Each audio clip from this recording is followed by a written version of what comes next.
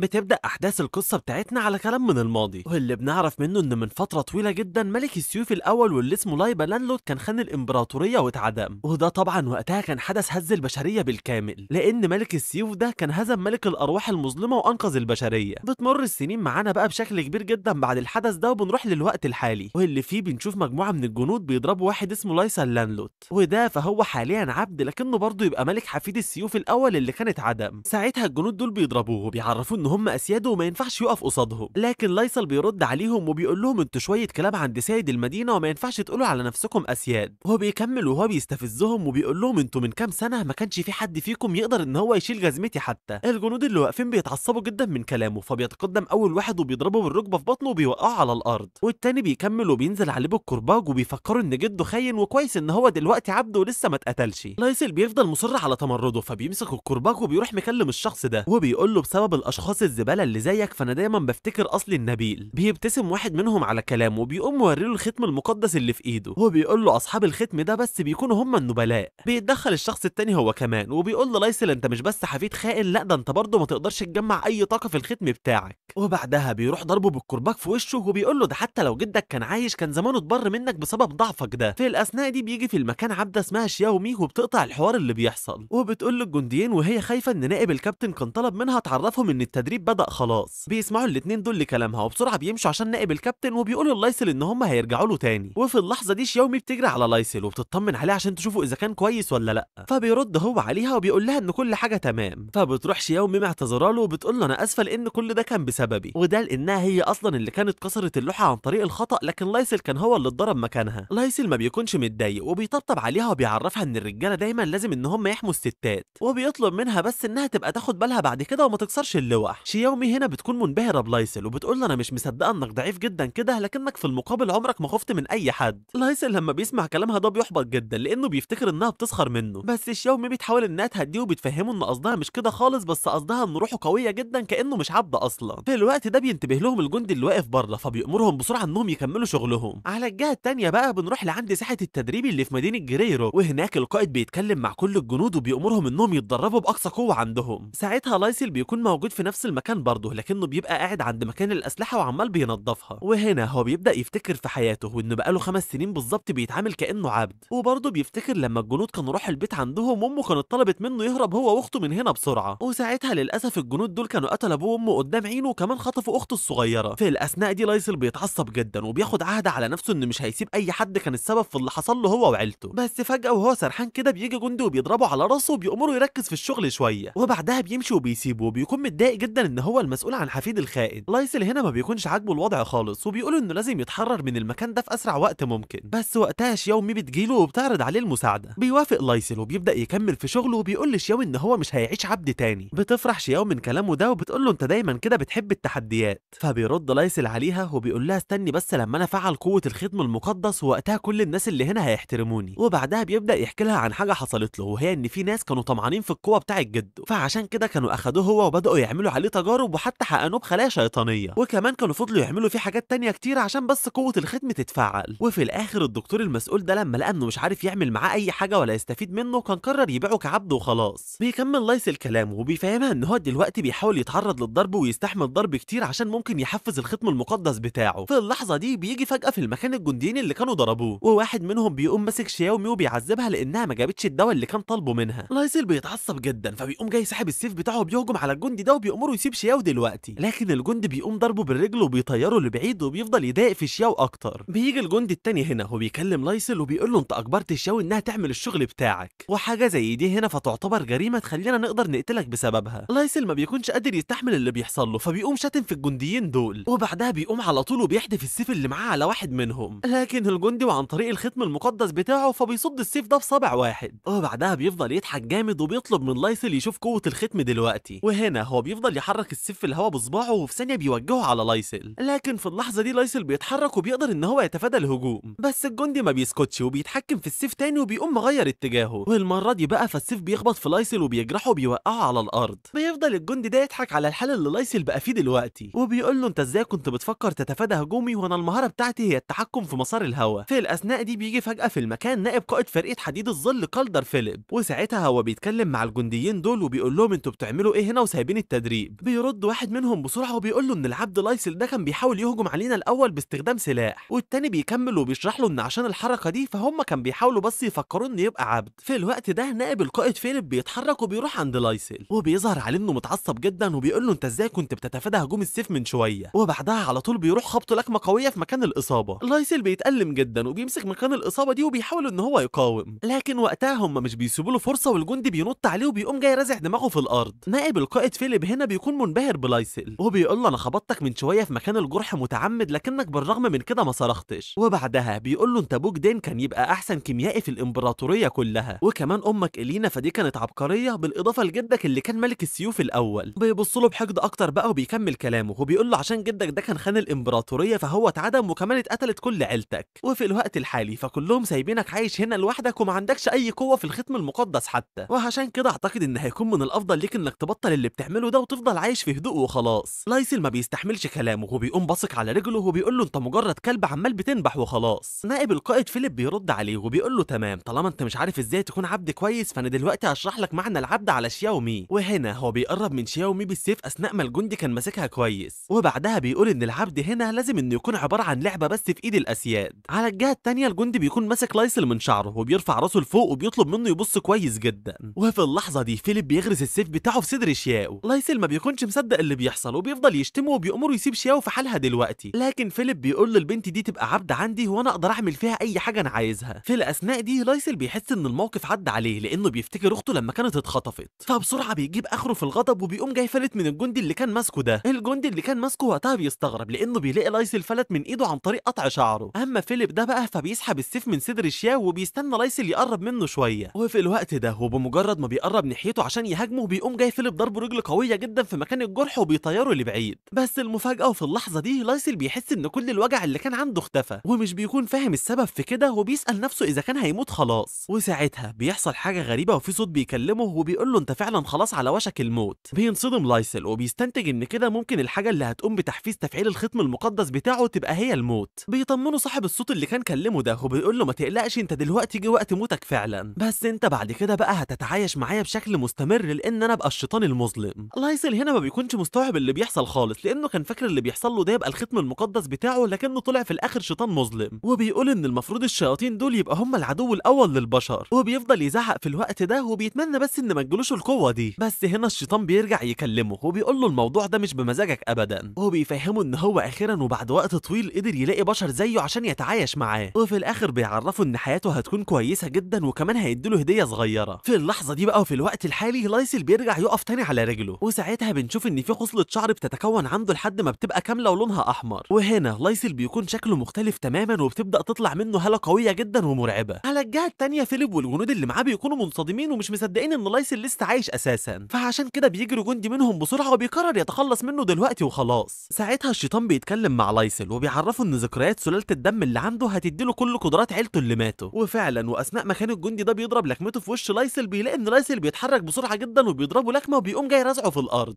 الجندي التاني لما بيشوف اللي حصل بيسيب شياو من ايده ومش بيكون فاهم ايه اللي لايسل عمله ده، وهنا بنعرف ان لايسل متحكمه في قوه الشيطان المظلمه بشكل كامل، وفي الاثناء دي بتبدا كل ذكريات عيله لايسل انها تخش جوه راسه، وعشان كده فلايسل ما بيقدرش يستحمل وبيصرخ وبيمسك راسه من كتر الوجع وبيبقى مستغرب جدا انه قاعد يشوف كل ذكريات عيلته دي. بيكلموا الشيطان وقتها وبيعرفوا ان كل الذكريات دي دخلت في عقله خلاص، ومش بس كده ده كمان قوه ومهارات اي شخص كان في العيله دخلت جواه برضه. بيكمل كلامه بعد كده وبيطلب منه ان هو يستخدم قوته بشكل حكيم، وبيقول له انا مش قادر افضل مستني لحد ما توصل لليوم ده، وبعدها بيفضل يضحك ضحكه شريره. لايسل بيلتفت عليه وبيحاول يساله عن هويته، لكن الشيطان ده بيضحك نفس الضحكه وبيختفي من المكان. على الجهه التانيه الجندي اللي كان اتضرب واللي بنعرف ان اسمه روي بيقوم من على الارض وبيقول للايسل ان هو مجرد عبد وهيقتله حالا، وساعتها هو بيهجم عليه تاني وبيعرفه ان هو معاه ختم مقدس. في اللحظه دي لايسل بيقدر يتفادى لكمته بكل سهوله، بس روي ما بييأسش وبيقعد يستخدم قوه الختم المقدس وبيهجم بهجمات كتيره جدا، ووقتها طبعا فلايسل كان مكمل وعمال بيتفادى في كل هجماته دي. وفجاه روي بقى بيضطر يستخدم هجمه ايهاي بالم، واول ما بينزل على لايسل بيظهر نور شديد جدا في المكان، وبنعرف ان النور ده كان سببه ان لايسل قدر يتصدى لهجمته. وهنا لايسل بيكون موجه كوعه ناحيه روي وبيقول له في الحقيقه اسلوبك ده طلع عبيط جدا، وبعدها بيلف وبيخبطه في رجله. روي بياخد الضربه دي وبيقع على الارض وبيفضل يتقلب يمين وشمال من كتر الوجع. اما لايسل بعد ما بيتعامل معاه بالطريقه دي بيكتشف ان هو كده بقى عنده خبره قتاليه عاليه، لكن برضه هو بيكون متضايق لان جسمه جسمه لسه ضعيف وما قدرش يكسر رجل روي. في الوقت ده الجندي التاني واللي اسمه فيلو بيزعق لروي وبيقول له انت اكيد غبي جدا عشان تسيب عبد زي ده يعمل فيك كده. فيليب هنا بيكون مركز مع لايسل وبينتبه ان كل حركاته اتغيرت بشكل كبير جدا، وبرضه بينتبه ان هو طالع منه قوه كبيره وبيستنتج انه اكيد قدر يفعل قوه الختم. في الاثناء دي شياو بتكون فاقت وبتنده على لايسل وهي مش قادره، وبعدها بثواني فيلو بيقوم جاي ساحب سيفه وبيروح عشان يساعد روي، بس لايسل كالعاده وبسرعه رهيبه بيقدر يتفادى هجماته. في الوقت ده بقى كل الجنود اللي موجودين بينتبهوا لصوت الضجه اللي موجود، فبيتجمعوا كلهم عشان يشوفوا اللي بيحصل وبيلاقوا فيلو عمال بيقاتل لايسل. الجنود بيبصوا على لايسل وبيكونوا منبهرين جدا بطريقته في القتال ومفيش حد فيهم بيكون مصدق اللي حاصل، وحتى في مجموعه كبيره منهم بيكونوا مقتنعين ان اللي بيقاتل ده مش لايسل خالص. في الاثناء دي لايسل بقى بيقوم جاي ضارب لكمه قويه جدا في بطن فيلو، بس وقتها فيلو بيحاول يستحملها بالرغم انها كانت قويه وبيمسك في ايد لايسل وبيكتفه وبيقول له انت دلوقتي كده خلاص نهايتك جت.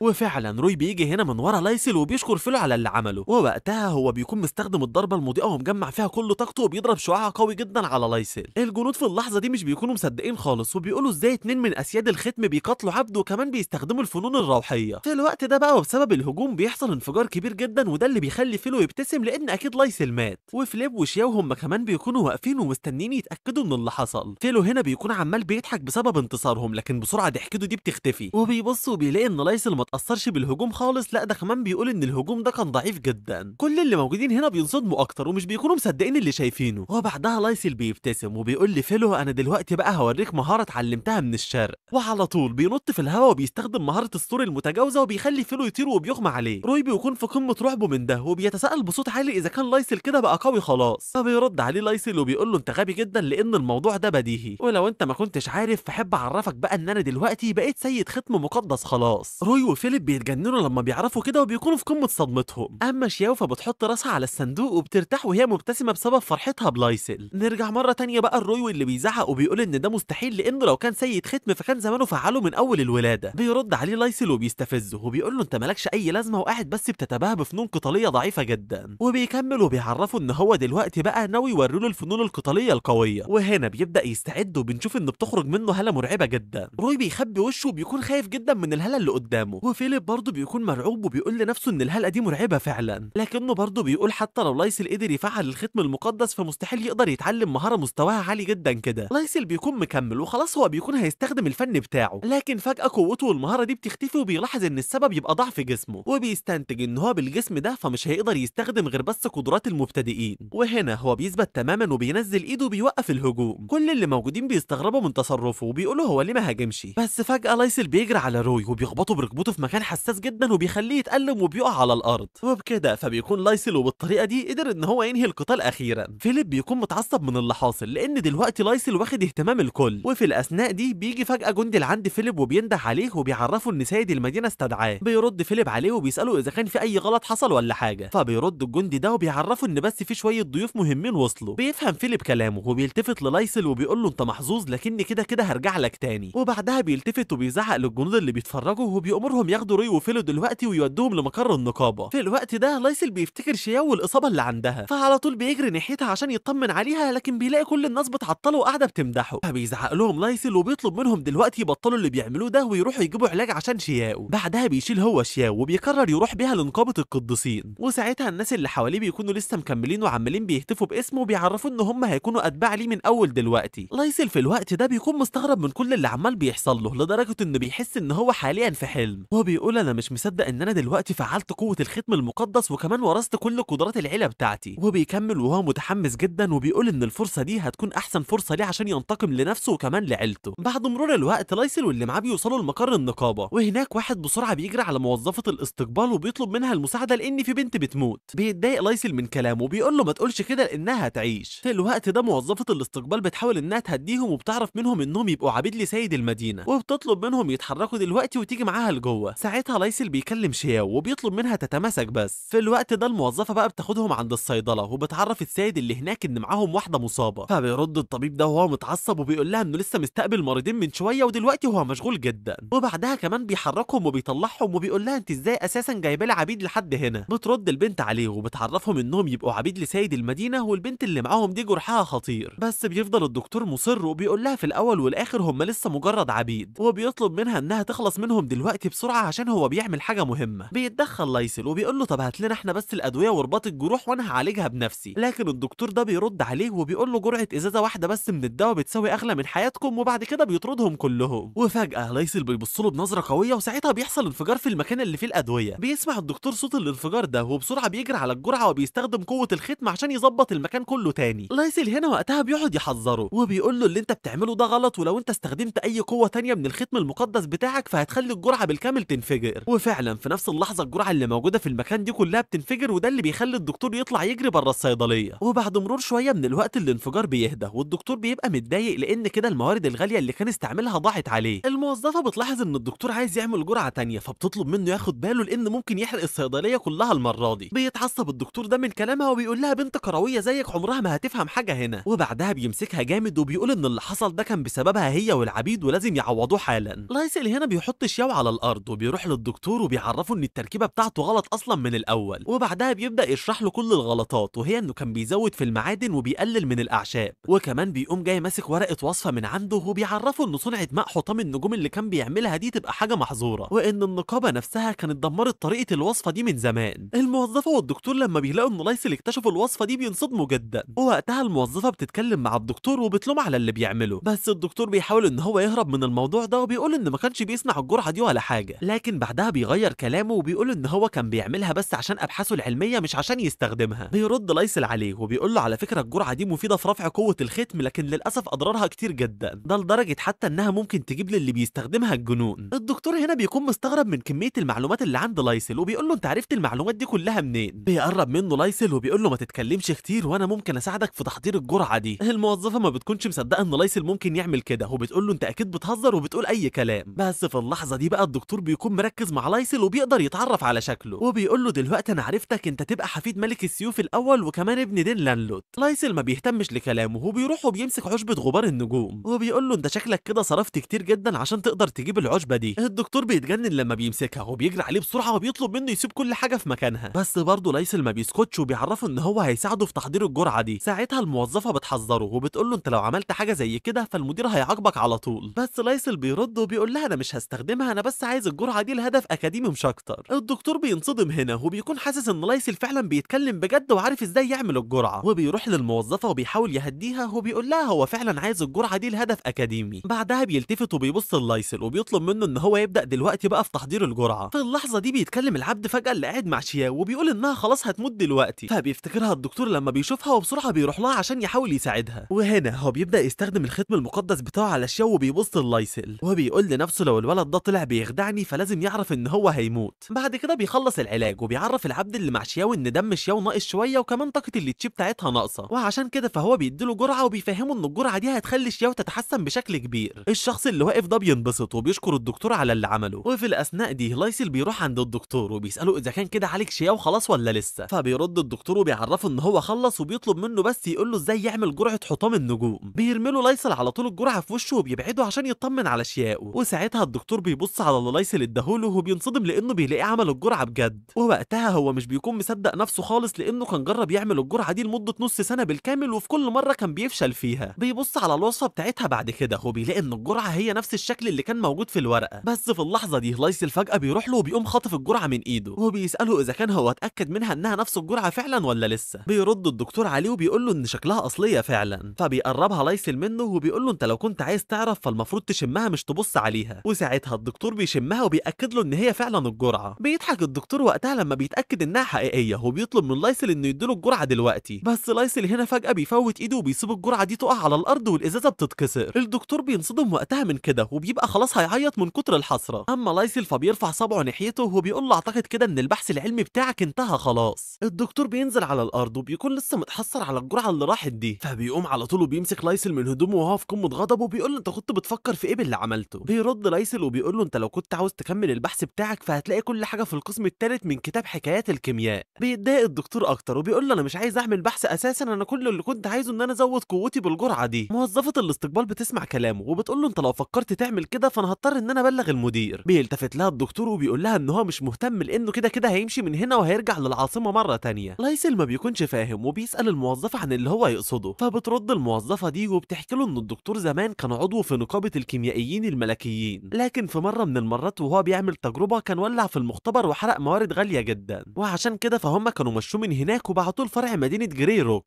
بتكمل بعدها وبتقول له الدكتور على فكرة انت مش هتقدر ترجع مرة تانية للعاصمة، لكن الدكتور بيزعق لها وبيقول لها انا عايزك تخلصي خالص. وهنا هو بيوجه كلامه للايسل وبيزعق له هو كمان وبيطلب منه يعوضه على الجرعة اللي اتكسرت دي. بيرد لايسل عليه وبيعرفه ان الجرعة دي تبقى عبارة عن سيف ليه حدين وما ينفعش اساسا انها تكون موجودة هنا او حتى موجودة مع اي حد. الدكتور ما بيستحملش بقى وبيروح جاي مستخدم الختم المقدس بتاعه عشان يأذي لايسل، وساعتها هو بيستخدم مهارة اسمها مهارة التحسس البعدي. في اللحظة دي لايسل بيرد عليه وهو جاي يهاجمه وبيقول له ان في طرق كتير عشان يقدر يزود من قوته. الدكتور بيوقف الهجوم فعلا وبيطلب منه يوضح له اكتر، فبيوضح له لايسل وبيقول له انا سمعت قبل كده عن فن بيقدر ان هو يدمر الاعضاء الداخلية للخصم. بيفهمه اكتر بعدها وبيقول له ان كل اللي بيدوروا على القوة دايما بيكتشفوا مهارات كتيرة ومستواها عالي جدا، لكن من وسط المهارات دي فالمهارة اللي بكلمك عنها هي اكتر واحدة الكل نفسه يتعلمها. الدكتور بيكون حاسس ان لايسل بيقول اي كلام، لكنه في نفس الوقت بيبقى عارف ان لايسل ده يبقى ابن السيد دين. في الاثناء دي العبد اللي مع شياو بيتدخل وبيقول للايسل ان وقت العشاء جه دلوقتي ولازم ان هو يرجع. بيلتفت لايسل ليه وبيعرفهم ان هيجي وراهم، بس قبلها الدكتور بسرعه بيكلمه وبيطلب منه بس يعرفه اكتر عن المهاره دي ويعلمها له. بيرد لايسل عليه وبيقول له بس انت شخص شرير ومش هينفع ابدا تتعلم المهاره دي. بيتعصب الدكتور وبيقرب منه وبيقول له انت كده هتخلينا استخدم طرق التانية عشان اخليك تتكلم. بيرد لايسل وبيقول له لو عايز تستخدم اي طريقه فتقدر تستخدمها. وعلى عكس المتوقع الدكتور بيستخدم طريقه بيفضل فيها يعيط ويتوسل للايسل وبيتحايل عليه بس عشان يعلمها له. الموظفه مش بيكون عاجبها شكل الدكتور وبتطلب منه ان هو يهدى لانه كده بيسوق سمعه النقابه، بس الدكتور بيلتفت لها تاني وبيزعق لها وبيأمرها تمشي دلوقتي. وبعد كده بيروح وبيمسك في رجل لايسل اكتر وبيفضل يعيط يمكن يصعب عليه، وفعلا الطريقه دي بتنفع وفي الاخر لايسل بيبتسم وبيقول له ان هو هيساعده. الموظفه بتنصدم من ردة فعله دي ومش بتكون مصدقه ابدا. بعد كده وبمرور الوقت بقى بيتغير المشهد معانا وبنروح لعند البيت اللي فيه العشاء، واللي ساعتها هناك بيكون بيخرج من اوضه الاكل نور شديد جدا. وقتها كل العبيد بيغطوا عيونهم من النور اللي طالع ده واللي بنعرف انه من الفاصوليا. وبعد ما النور بيختفي شياو بتروح لعند لايسل وبتساله عن اللي عمله، فبيرد لايسل وبيعرفها ان هو استخدم مهاره معينه كده عشان يزود من القيمه الغذائيه للاكل ويخلي طعمه احسن. بتسمع شياو كلامه ده وبتمسك العيش وبتبدا ان هي تاكله، وقتها بتحس ان طعمه عامل زي اللحم المشوي بالظبط، بس لايسل بيفاجئها اكتر وبيعرفها ان العيش ده قيمته الغذائيه اعلى من اللحمه حتى. في الاخر بقى كل العبيد دول بيخلصوا اكل وبيبداوا ان هم يناموا ولايسل بيكون وسطهم، وساعتها بيكون بيطلع منه هاله خضراء وبنعرف ان ده يبقى فن روحي اسمه التعافي الطبيعي. لايسل بيكون مبسوط لان بعد مرور 3 ساعات من النوم فجسمه بيكون تعافى بشكل كامل، وبنعرف هنا ان المهاره دي تبقى مهاره خاصه بوالدته. بعد كده لايسل بيقعد يفكر شويه وبيفتكر قد ايه كان جسمه ضعيف لما كان بيقاتل، وبيقرر مع نفسه بقى ان هو هيحاول يكون اقوى في اسرع وقت ممكن، وكمان هيحاول يستخدم المهارات اللي عنده دي بحكمه عشان ينتقم لكل افراد عيلته. وبعدها بيقوم فعلا وبيخرج من المكان عشان يحاول يزود من قوته، وبيقول ان هو هيضطر يستخدم طرق جده في التقويه مع انه اصلا بيكرهها. وعلى طول لما بيبدا يتدرب بيطلع من جسمه نار وبيستخدم مهاره الفنون السماويه واللي اسمها البهيج السماوي، بس ساعتها جسمه بيبدا ان هو يوجعه جدا، وده لان المهاره هتخلي جسمه يحاول يوصل لحدوده. بعد شويه بيحاول تاني وبرضه بيقع على الارض وهو مش قادر يستحمل، وبيقول لنفسه بالرغم ان التقنيه دي هتزود من قوتي فعلا لكنها في المقابل برضه ممكن تقلل من العمر. وخلاص هو هنا بيكون فاهم حقيقه سر قوه جده وتدريباته القاسيه اللي كان بيعملها، ومن هنا هو بيستخدم المهاره دي تاني وبيقرر انه هيكون قاسي جدا على نفسه عشان قوته تبقى حتى اكبر من جده. بعد مرور الوقت معانا بقى بيعدي اليوم ده وبنروح لتاني يوم عند النقابه، وهناك فالدكتور بيكون متضايق جدا لان العناصر اللي لايسل سايبها له عمره ما سمع عنها اساسا. ووقتها هو بيفتكر اللي كان حصل، وتحديدا لما لايسل اداله ورقه بالموارد المطلوبه وطلب منه ان هو يجيبها له. ساعتها الدكتور كان اتعصب منه جدا وقال له انت كده تعتبر بتستغلني، فرد عليه لايسل وقال له انا عايزك تخرس بس وتجيب لي العناصر دي عشان بعدها انا اقدر اساعدك تتعلم مهارات تزود من قوتك. في الوقت الحالي بقى الدكتور بيرمي الورقه وبيقول انا طلعت غبي جدا عشان اسمع في الاخر كلام عبد زي لايسل. في الاثناء دي بيكون في بنت واقفه وبتاخد الورقه، فبيلتفت لها الدكتور وبيزعق لها وبيقول لها مفيش حد مسموح له يخش دلوقتي، لكن البنت دي ما بتهتمش وبتقرا العناصر اللي في الورقه وبتنبسط جدا وبتقول انها وصفه كويسه، وكمان بتسال الدكتور اذا كانت الوصفه دي تبقى بتاعته. الدكتور بينصدم هنا لما بيشوف البنت لاننا بنعرف ان دي تبقى فينا جارسيا سيده اختام من الدرجه الرابعه، وبعدها بينصدم اكتر لانه بيبص جنب البنت دي وبيلاقي ان المدير ادوارد موجود وبيطلب منها توري له الوصفه. بيشوفها المدير فعلا وبيلاقي ان هي وصفه مثيره للاهتمام جدا بالنسبه له، فبيتكلم هو وجارسيا مع الدكتور وبيسالوه عن الوصفه دي. الدكتور طبعا بيكون منصدم وقتها لانهم قاعدين بيتكلموا عن الوصفه وبيستنتج انها اكيد حاجه جامده جدا وهو ما يعرفش. جارسيا هنا ما بتلاقيش رد منه فبتروح سالاه تاني اذا كان هو اللي كاتب الوصفه دي ولا لا،